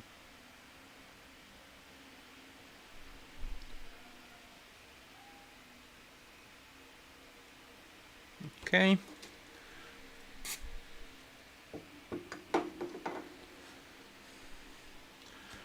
maybe let's sand them together to make them a little more flush.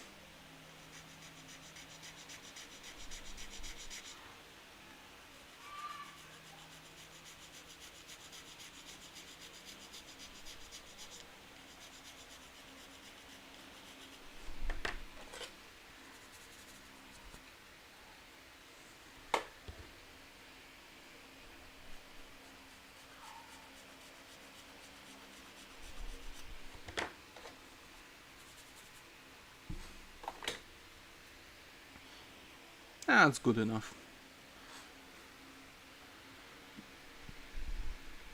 There's a pretty big gap, but I will be able to fill it with a putty. So not worry there. And here on the top we have the top plate that fits in like that.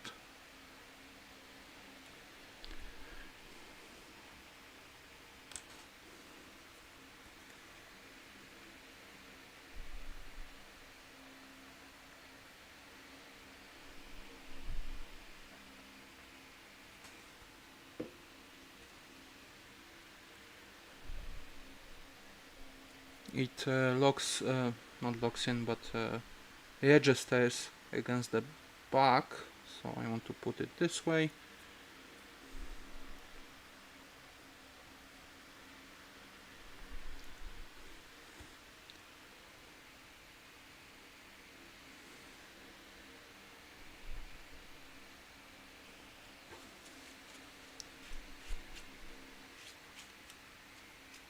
Very nice. I touched it with a gluey finger, of course. I have to always destroy the most presentable face.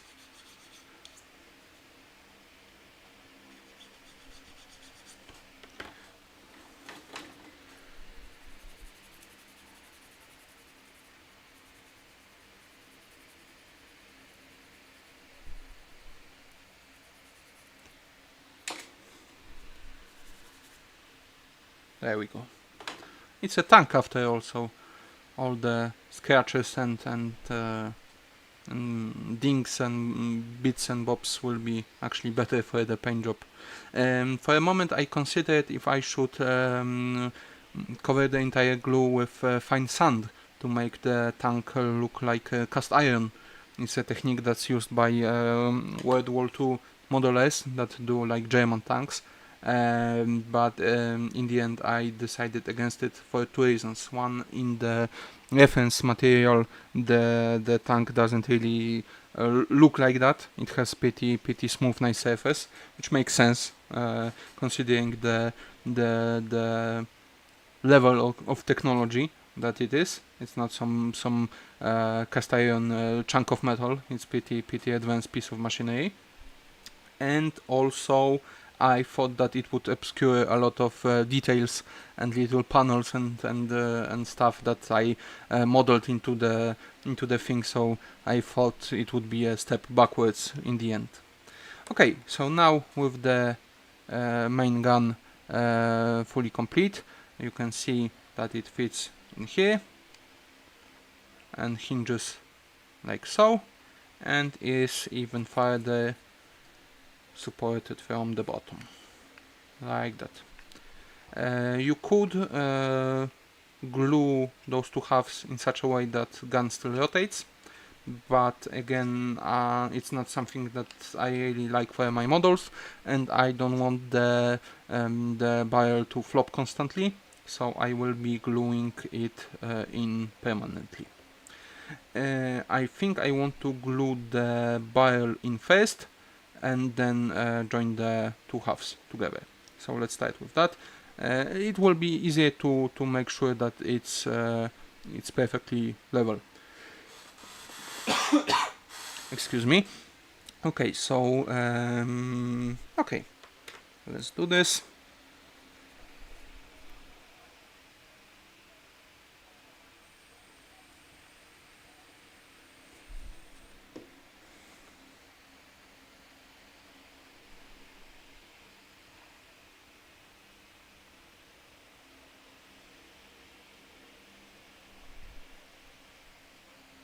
I think it's pretty straight, maybe it can be a little better.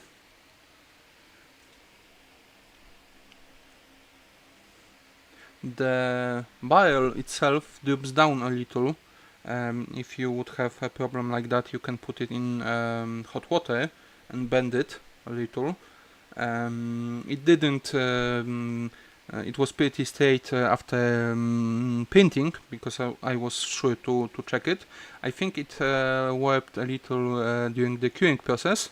It might have lay a little bent in the curing station, and it cured like this. Maybe it could have cured in the box during the week, because even if you cure your models with UV light, they are still a little soft sometime later.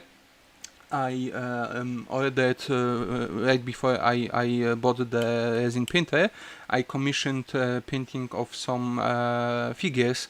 One of them was Jedi with a lightsaber, which were very thin little rods. And when guy painted it and sent me pictures, the lightsabers were still straight, and then he packaged it, wrapped the Jedi in some protective packaging material, and when it arrived and I unpackaged it, it was already bent. So it happened to me before with even thinner pieces. So it's something to expect from resin kits.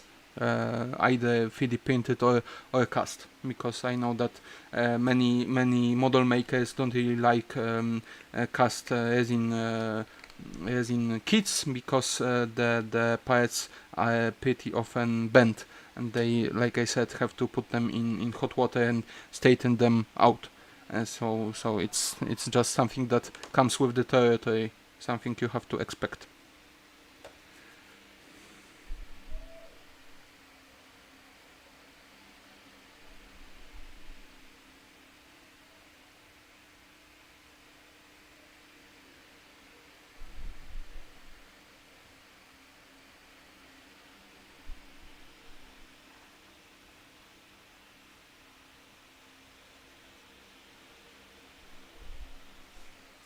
Okay, I glued myself to the model. Very nice, very professional. And here is the other piece. Nice. Glued myself to the model for the second time in a few minutes. But we were able to squeeze the gap to almost nothing, so very happy with that.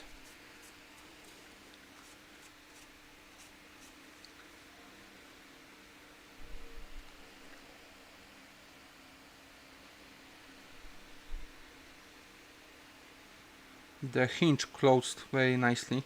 It was a little the end of the pieces was a little bent out of shape, and I wasn't sure how cleanly it will come together, but it closed very nicely.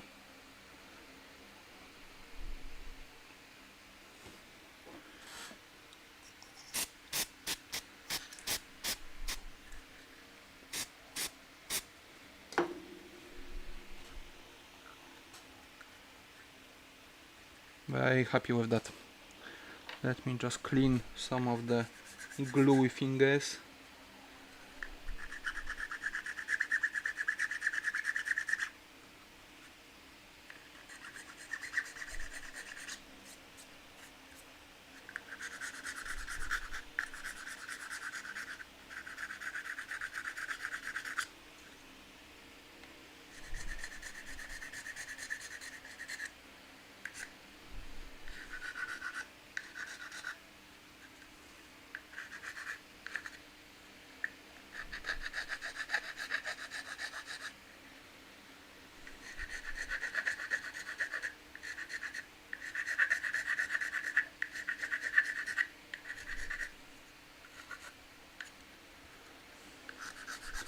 I'm trying not to poke out my eye with the barrel. Pretty long piece, and I'm swinging it pretty widely.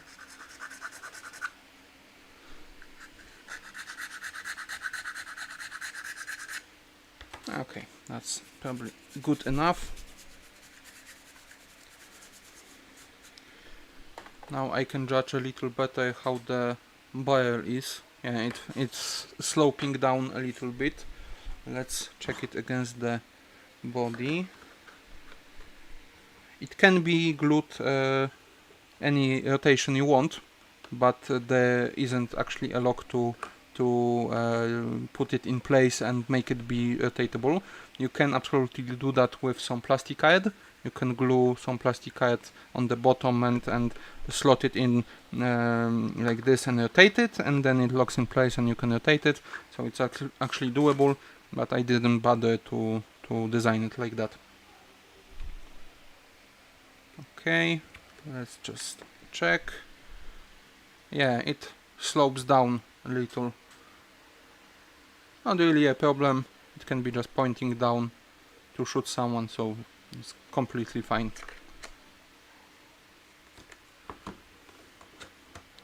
Whee! That's actually pretty fun. Maybe I will start magnetizing models and doing those sort of movable connections. Okay, so oh, it got pretty back heavy. And base will be pretty necessary.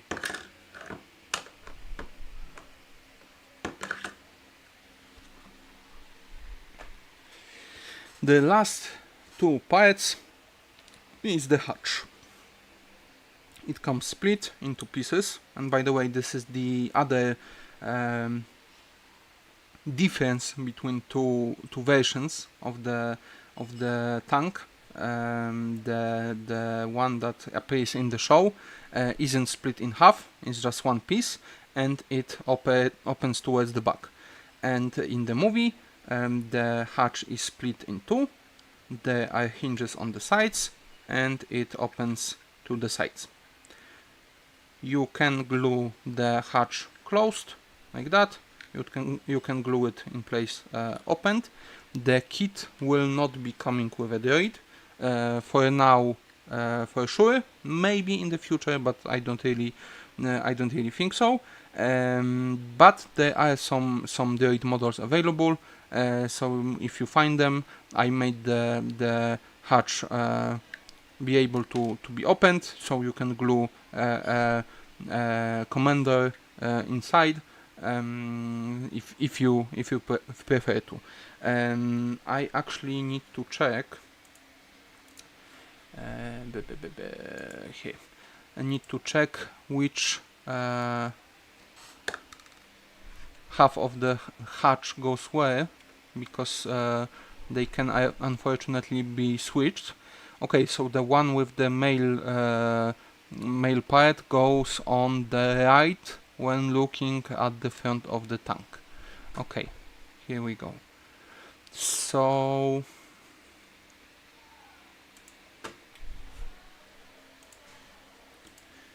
when we look at it like that, this one goes here and this one goes here. Okay, great. How open I want to glue it in, at what angle?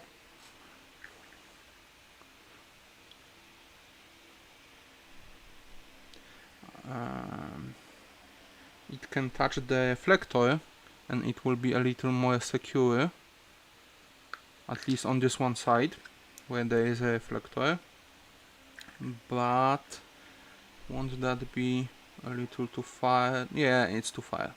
I'll do like a 35-degree angle. I think it will be enough.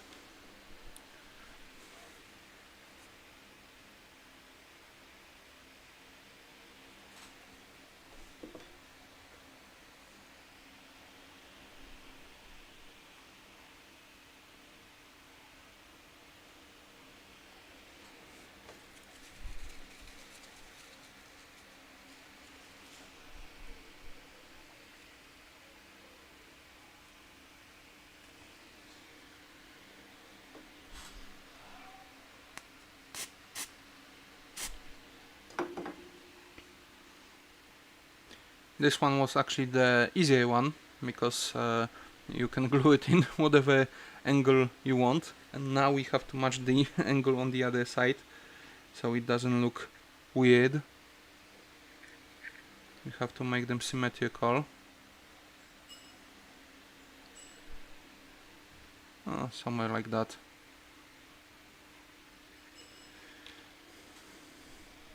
So let's just go for it.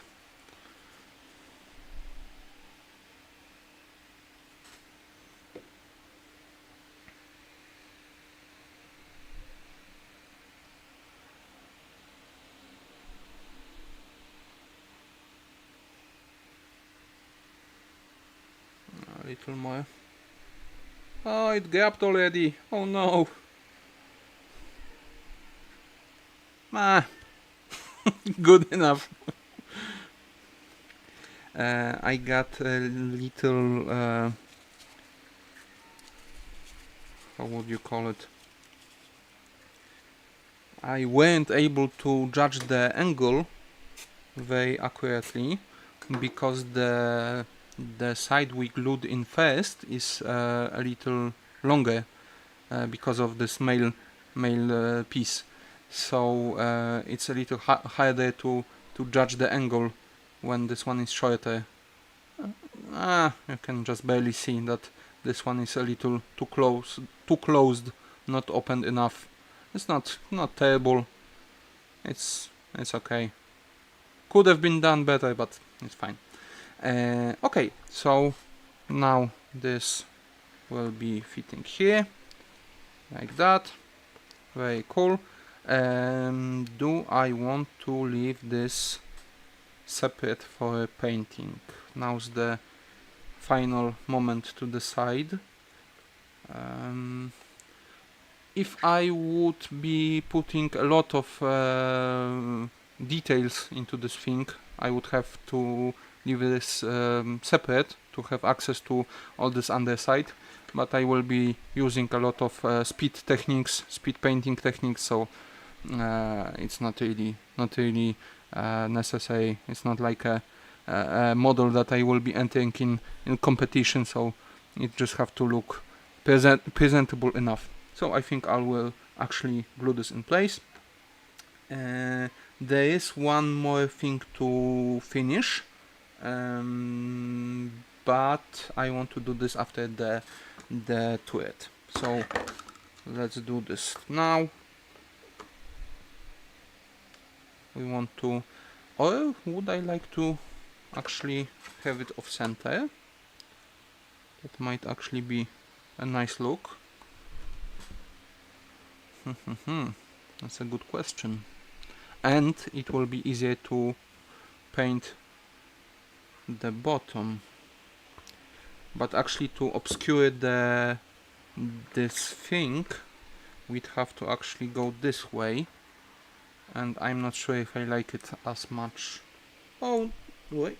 Oh no! Damn it. I snapped off the hose. Oh, there you can see it. I'll glue it in place in a moment. I squeezed on it and I thought I had a crack, but I had to make sure and it actually separated. Okay, so do I want to glue it like that? Do I like this look?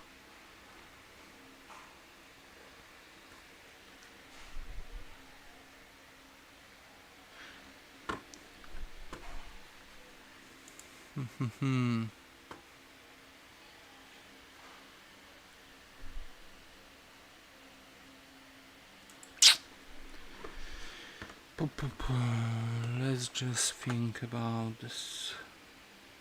Maybe a smaller angle, maybe just like that.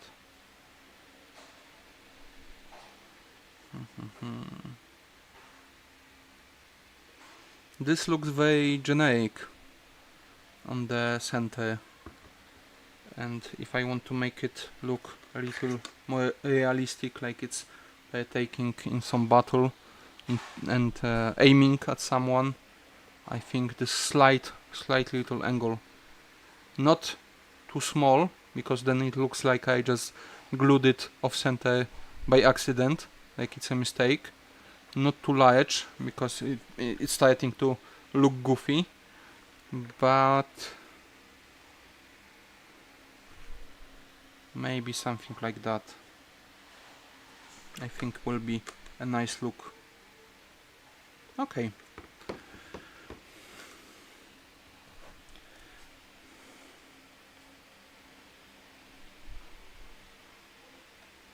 Lot of glue here.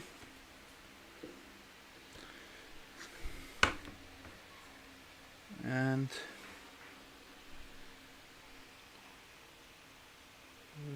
like that. Let's make sure that it got into its slot. Very nice.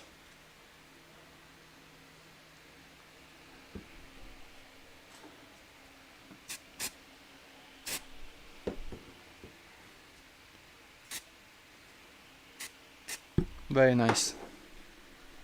Look at that! Oh, it's awesome. Even with the erectile dysfunction. Looks so cool. I'm so happy with it. Can't wait to see it painted.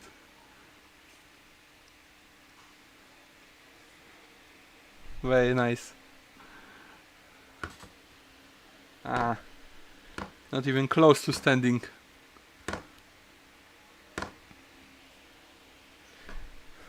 Okay, so let's quickly repair the hose.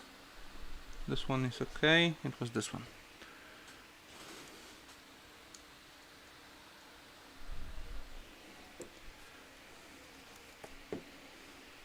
Let's move it out of the way.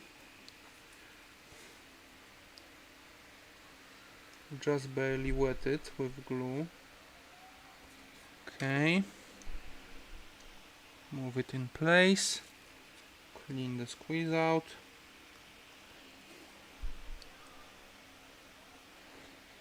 It won't be really a best connection, but it's some... Ah! It's not something actually. Come on.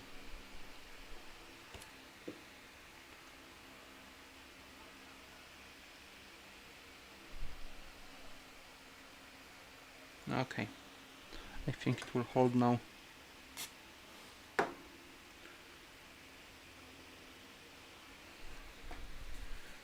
Stupid thing.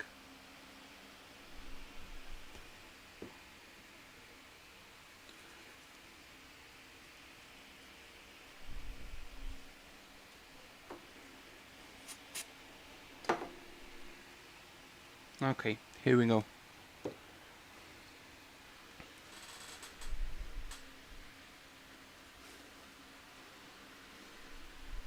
Very nice.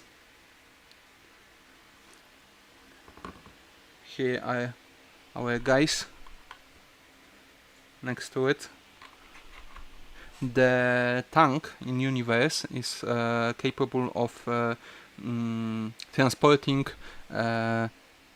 6 B1s on both sides, so three on the side is a better way to say it. That's why you have these handles on the side, because the guys stand here and they hold on to these handles. I was considering for a moment using someone else's model of the B1 and reposing it to grab the handle. Then I was considering just gluing a few guys shooting here, like so. But ultimately I decided against it. The commander that will be here is modification enough really to show off this model that will be available. I shouldn't really glue any third-party things on it, but I really want the commander for my army at the turret. So this is a nice segue to here we go, to show you the sneak peek I promised you. I'm working on a army for a Confederacy of independent systems faction. Here's what I got so far. You can see that it's just stupidly large for this game, and it's not even a half what I'm preparing for. The main foils are B1s, classic clunkers. I have them in many different poses. I have them walking, I have them kneeling, and the pose I like the most is they are just deployed, they are still folded, unactivated, and I wanted few of them to have at the back of the line, like they just been deployed. So it's pretty nice. I have some B1 snipers. I gave them the green color markings, so they are a little bit more distinguishable from the other guys. So special unit. We have some commanders with yellow markings. Those ones are the ones I like the best from this creator. I have models from many creators, but B1s in particular are from I think 3 different creators, and because I wanted to have many different poses, because there are so many of them that every new pose was a blessing. They still are like 5 or 10 guys with the same pose, but the good thing for them is that they are robots and they are an army, so it's expected that when they hold the line, they are the same pose. So it's not terrible, but still I wanted to have many different poses on them. I will be spending more time showcasing them and talking about different modelers and the entire scope of the project in a separate video. Now is just a simple sneak peek to give you a little context. Here is B2. Here we have B2 with rocket launcher. I gave them those yellow markings, which aren't canon, but I just wanted them to stand out a little more from the crowd, to not be mistaken with standard B1s, B2s. Even the rocket B2s I have from 2 different creators. So here is a sculpt of the second creator, a little different. I also have rocket jumping B2s. I tried some new painting techniques for the smoke. It didn't really come out pretty well, not really what I expected, but it's good enough. They also have these markings, light gray. I don't know why here we go. They are canon, but they are not very visible and very striking. It's easy to mistake them with standard B2s, but the giant smoke is a nice indicator that they are special units. Here we have some dwarf spider droids. Very nice model. A little larger unit. Here is something that I'm really happy with. That was a real pain to get, and I put a lot of work into it. It's a crab droid. So I will have also some few things to show off about these guys. This one, as you can see, is in a sort of marching position. He's running somewhere. So again, I will be spending more time discussing the details of this one and all the other ones. And the reason why I thought it was important to show you a sneak peek of this project and to to show you that I'm working on it, is because it's the reason why I started working on the tank we assembled today. I wanted to have some smaller troops for my army, but I also wanted some heavy hitters, some big models, and the first thing I actually painted for this army was this vulture droid. It's a beautiful model. You can find it online. As you can see, it's still in the process of being painted. It's still not finished. The base is very not finished. Here we have some casualties, clones that still blue from the spray paint. And this guy isn't finished yet.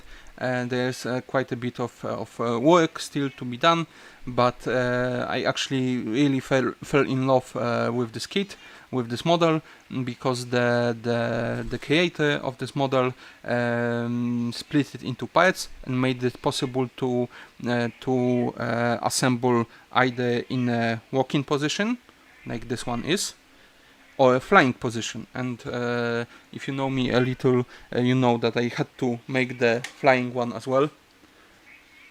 So here's the same type of guy that's in a flying position. You can see there's a pretty big difference.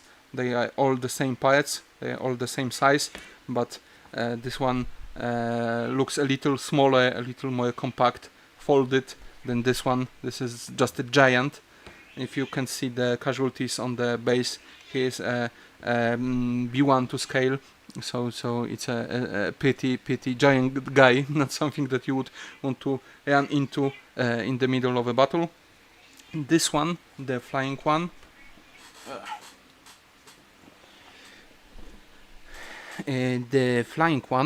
will be set on.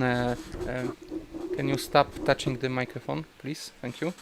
The flying one will be stand on the acrylic base. It was before I came up with the acrylic rod for a tank, so it's made of these two clear sheets that I intersected. We also have some casualties here, and this cross will be set into the model here, and it will be set on the same height as the walking one. So I hope they will be a little better matching when this one is painted and set in place.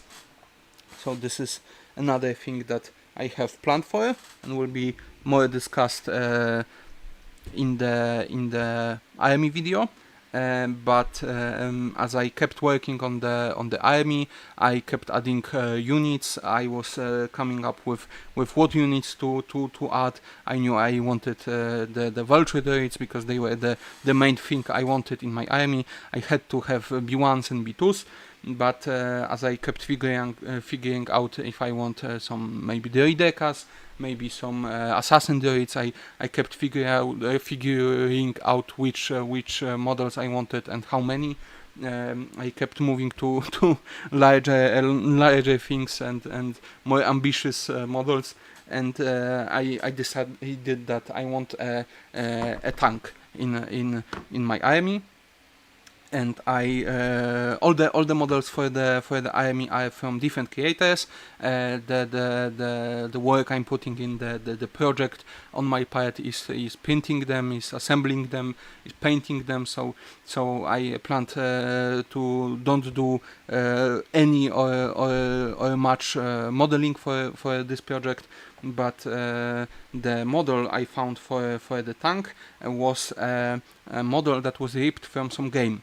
It was pretty low poly, it was pretty rough, but I couldn't find anything better. I decided to download it and paint it basically as is. I just thought that the bottom plate, this part was because it's such a big surface.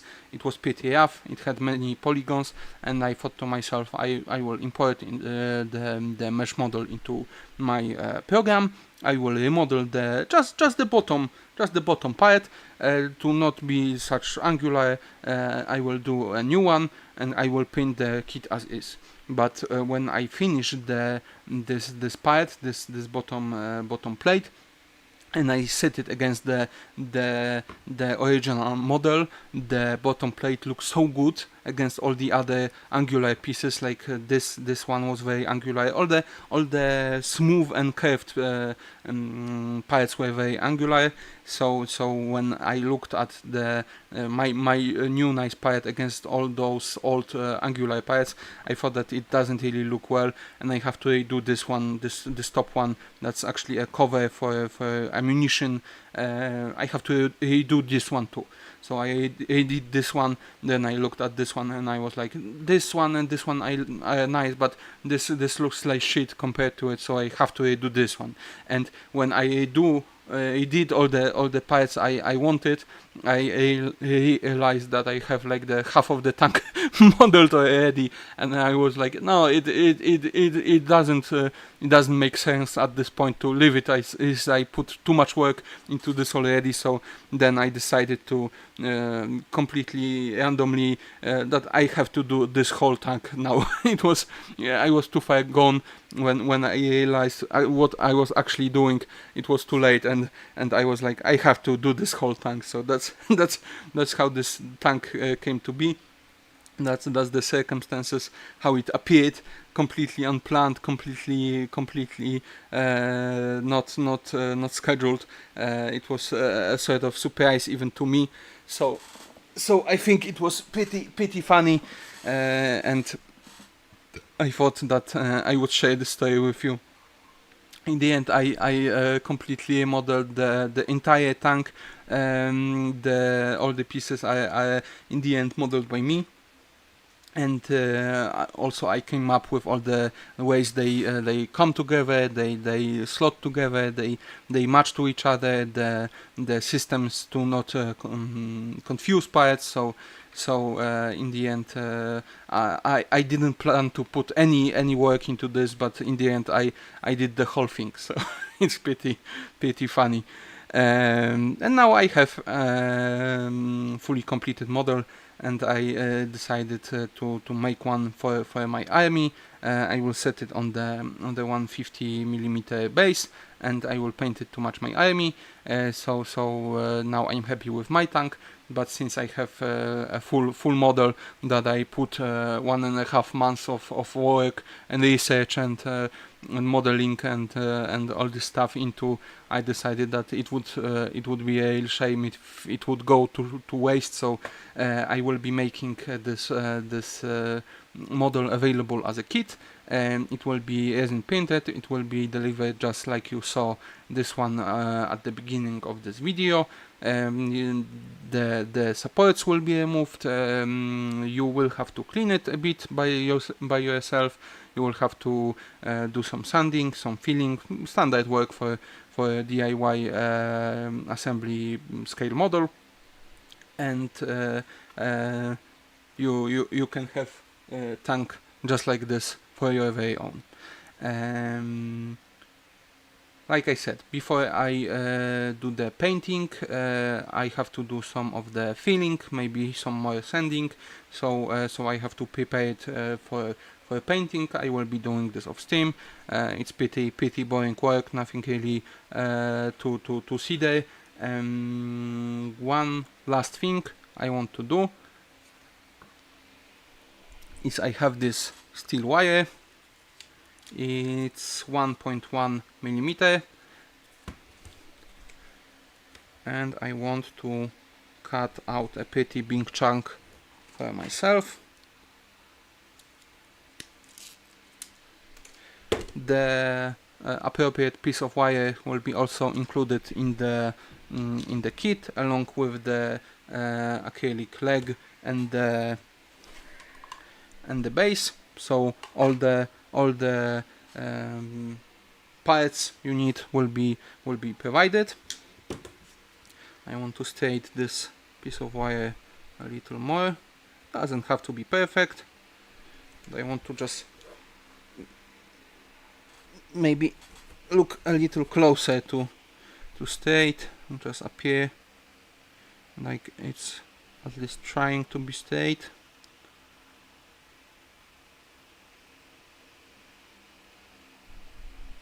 Okay, I think it's good enough.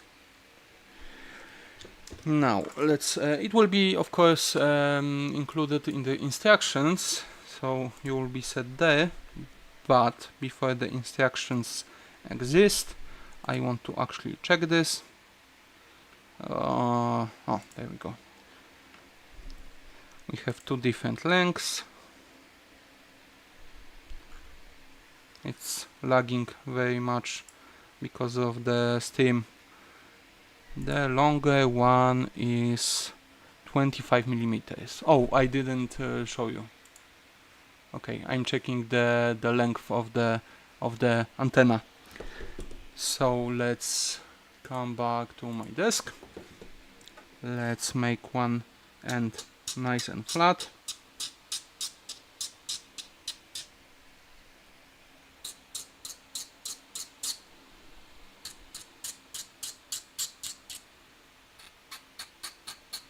Let's take the edge off a little so it's not sharp. Let's round it just a tiny bit. Okay, that's nice. Here we have the 25. So let's see, here we have a ruler. 25. Here we go.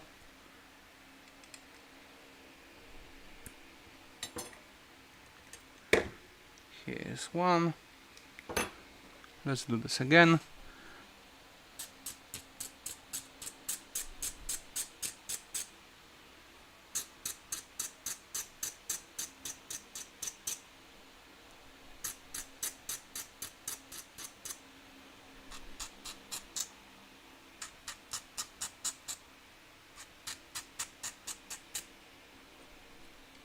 Okay, pretty nice.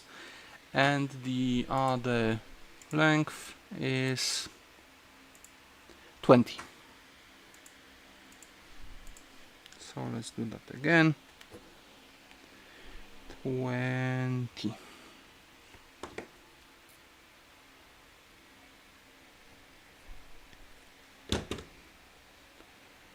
Here we go.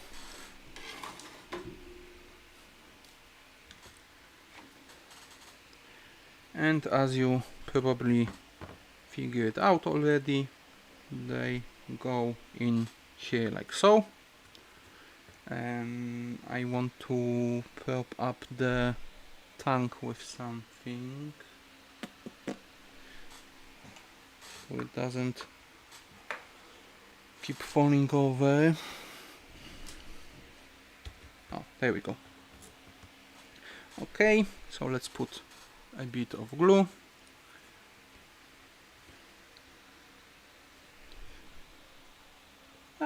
Way too much.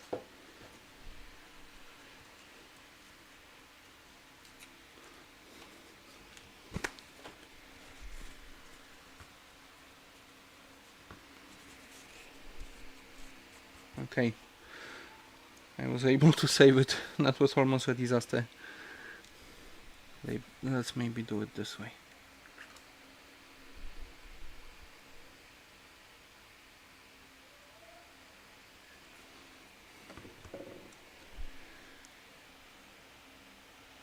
The nice end out.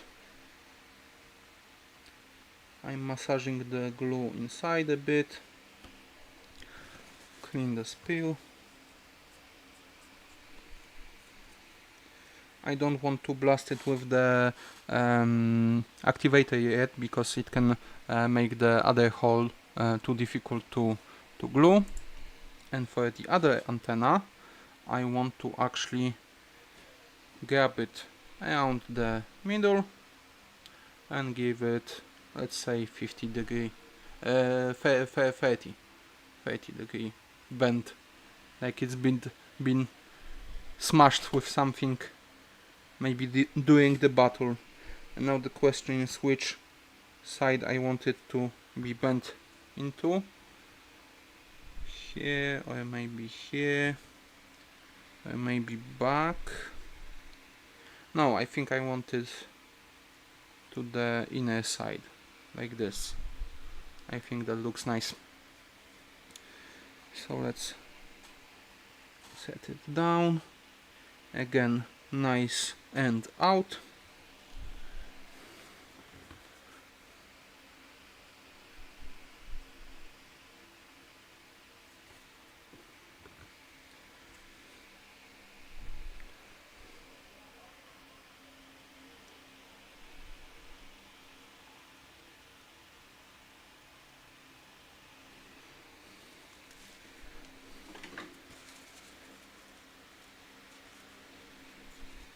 And let's lock it in place.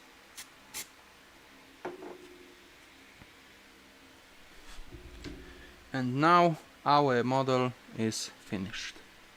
Look at those antennas.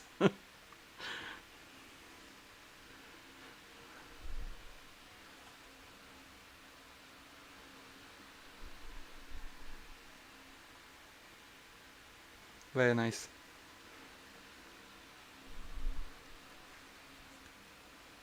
Okay, so now, like I said, it has to be cleaned up a bit, but before we end the stream, I think I want to do one more thing, and that is start working on the base. The first thing we need is the hole in the middle for the acrylic rod. So let's start with that before we do anything else.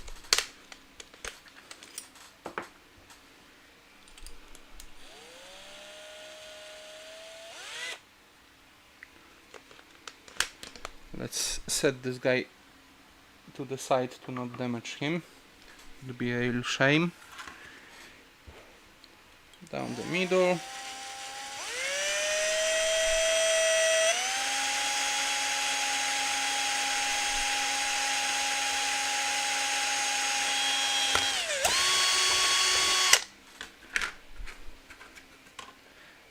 There we go.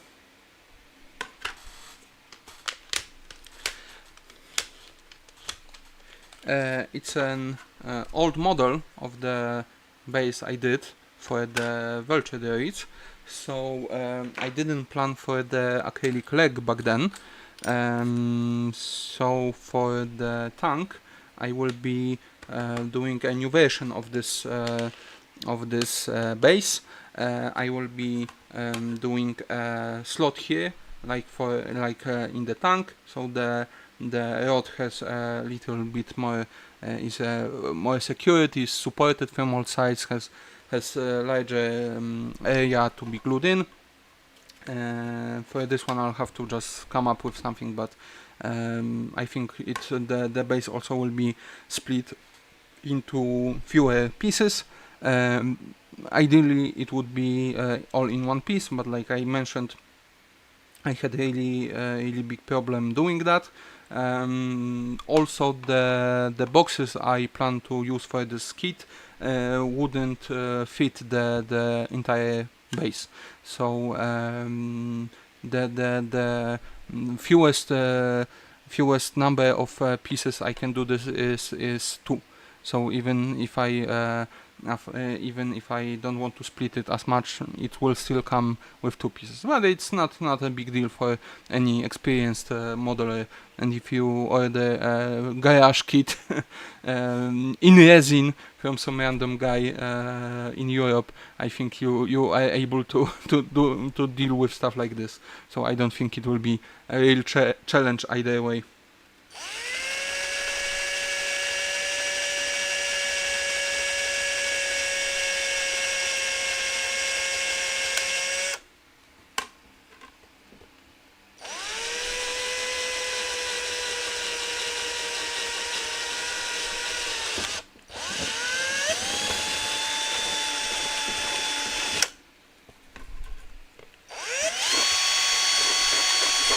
Nice hole. Okay, let's get our rod. Doesn't fit. You really need to get 8.5 millimeter drill for it. You can get away with 8 millimeter, but if you want to just drill a hole and put the rod in, you need 8.5.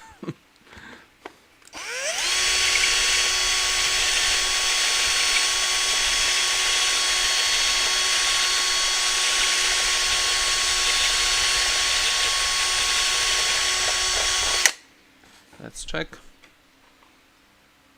Almost there.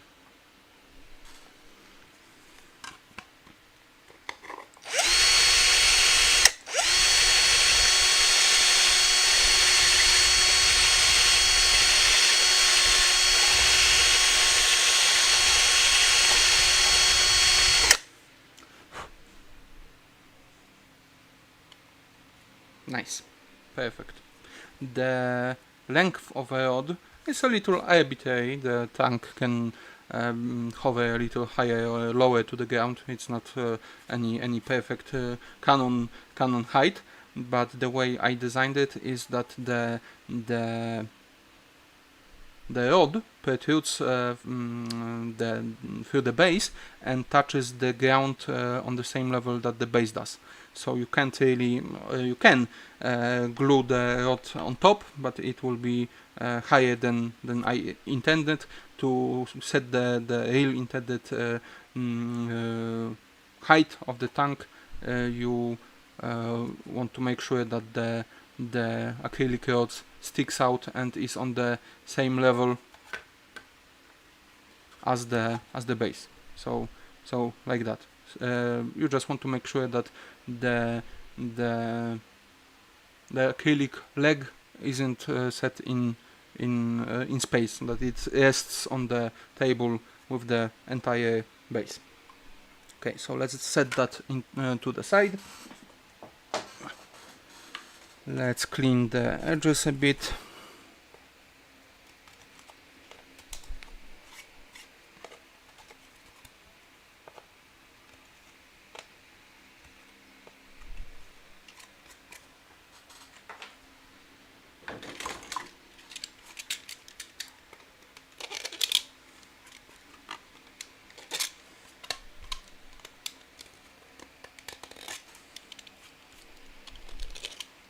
Very nice. And now the base is ready to be covered with the ground material for the entire army. I wanted to come up, but not come up, it's not like some original stuff that nobody thought of. It's pretty standard stuff, but I want to use for the whole army a basing scheme that's pretty both quick and easy on me, but also at the same time pretty effective and looks pretty nice. And the way I the solution I set on was the whole base is covered with fine grained sand. I painted brown, dry brush it with bone color, giving it this nice pretty standard look, and on top I glue in some static grass. So especially from the fire, with the whole army standing next to each other, I think it's a pretty nice look, and it's very easy and quick to do. The bigger models, like the I think I might have called them hyenas before, but hyena is the bigger one, the bomber, and those are vulture droids. And for vulture droids, I also, in addition to sand, added some bigger rocks to make it a little more interesting, and of course some casualties. With the tank, most of the base will be covered by the model anyway. As you can see here, only some small amount will be visible here, but I won't bother with any dead soldiers or any broke down equipment. I will just be doing the standard scheme with some additional big rocks. And the static grass is added after painting, so before we put some primer on it, before we get it ready to be painted, all I need to do is glue some rocks and then put on the sand. So that's something that won't take really much time, so I want to do this while the steam lasts. Here we have some fine grained sand. You can buy it in like Home Depot they use it to mix cement, so it's nice, clean, it has uniform grain size. You can in theory snatch some from some sandbox, but it's much nicer to have this clean nice stuff. And here we have some pebbles, smaller ones, bigger ones, so we want to start with this. Let's see how many we will need. Maybe a few more, or maybe let's take some of these away and set to side. And the smaller ones,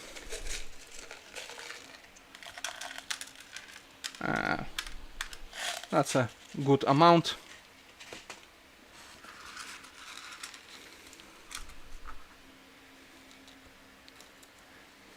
You could glue the rocks with the sand altogether, but I found that especially the bigger ones can sometimes snap off, so it's a little more secure to glue the rocks with super glue.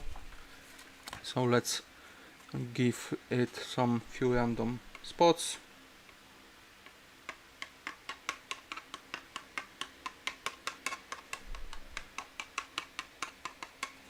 Okay, this one will need a little more, like that. Here, here.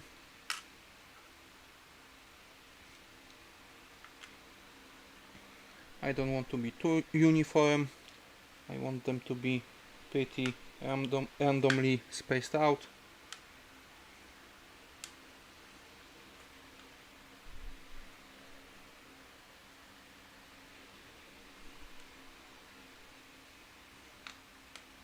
We actually made a quite too many dots of glue, but that's okay, doesn't matter.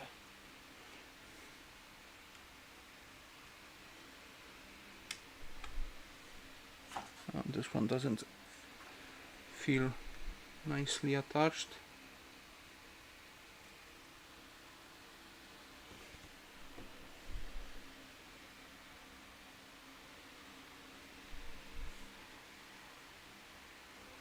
Okay.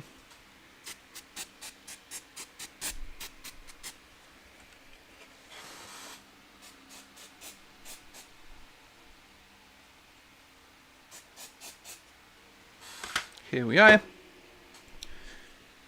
And next step is to use some wood glue. Just standard wood glue will work fine. I have this waterproof stuff from left when I was doing the mug that still waits to be edited together.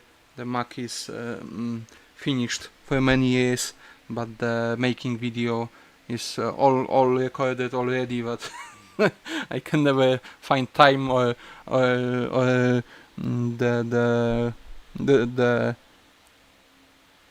what would you call it, like motivation to edit it, so it's waiting for years. Got quite many few projects that are completely recorded, everything is ready, and they just need to be edited together to be uploaded. We'll see if it ever happens. Okay, so now I want to cover the entire base, excluding the rocks, with the glue. Some people put also the glue on the rocks. Depends on what you want to achieve, what you're going for. I just do the round.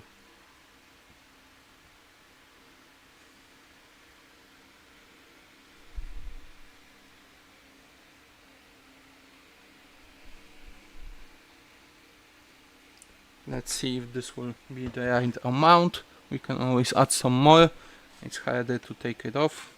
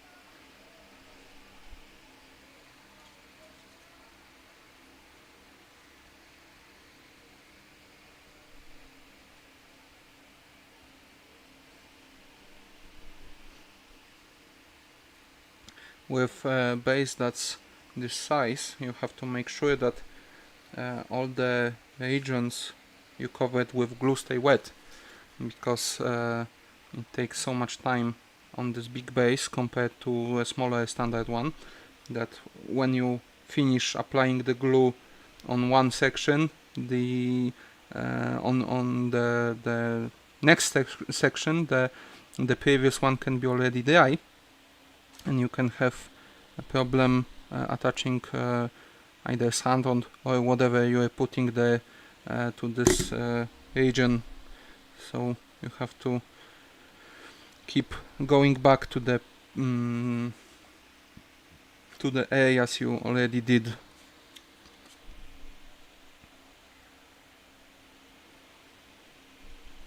I'm making sure that I'm going right to the every rock, so we have no bald spots. Also making sure that the edge is filled nicely.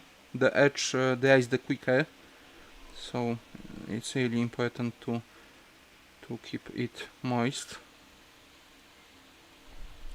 The wood glue needs quite few hours to fully set, but it won't be as tacky after few minutes or maybe even a few dozen seconds. So it's really important to keep it moist and nice and wet before you put the sand on. We are almost there.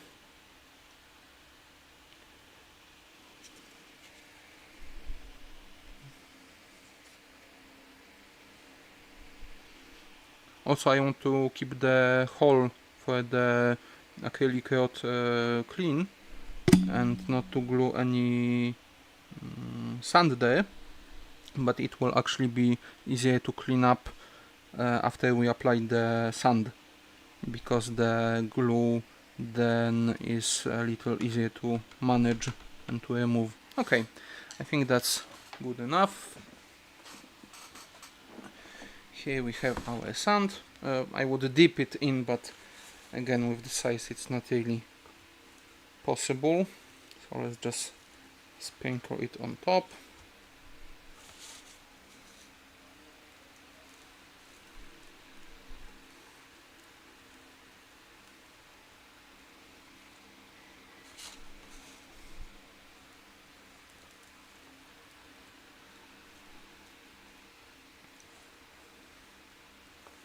And what I want to do is I like to squeeze the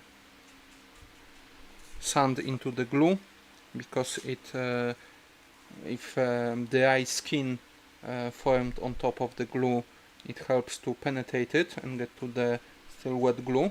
But also if you put too much glue in one place, you have those ripples of glue, those waves, and squeezing it down helps eliminate those a little bit, makes the ground a little smoother. Okay.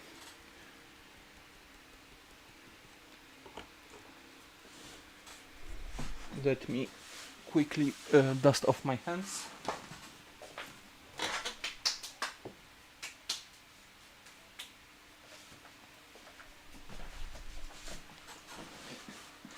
And now to clean the sand off where we don't want it. So the rim,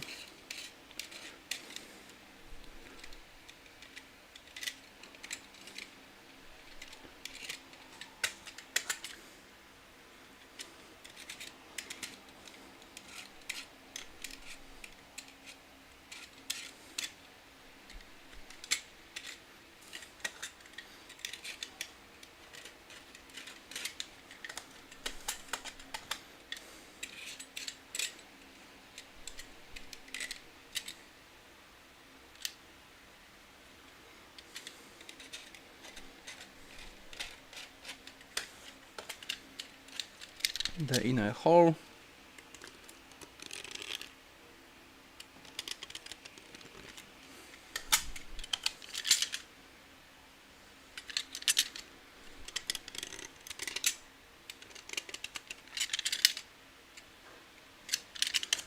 If by removing it you expose some of the glue, you can add some more sand.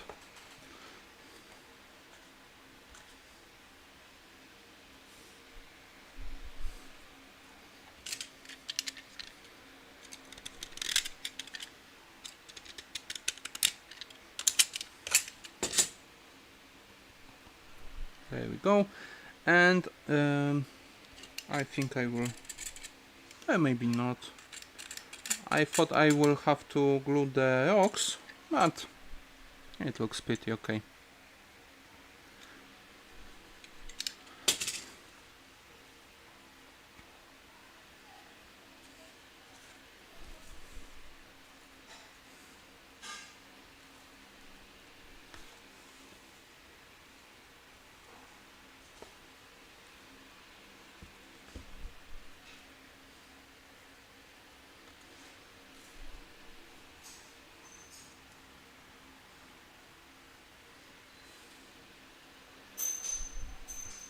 And here we have the base ready for painting. Now it will have to glue, it will have to dry, the glue will have to dry.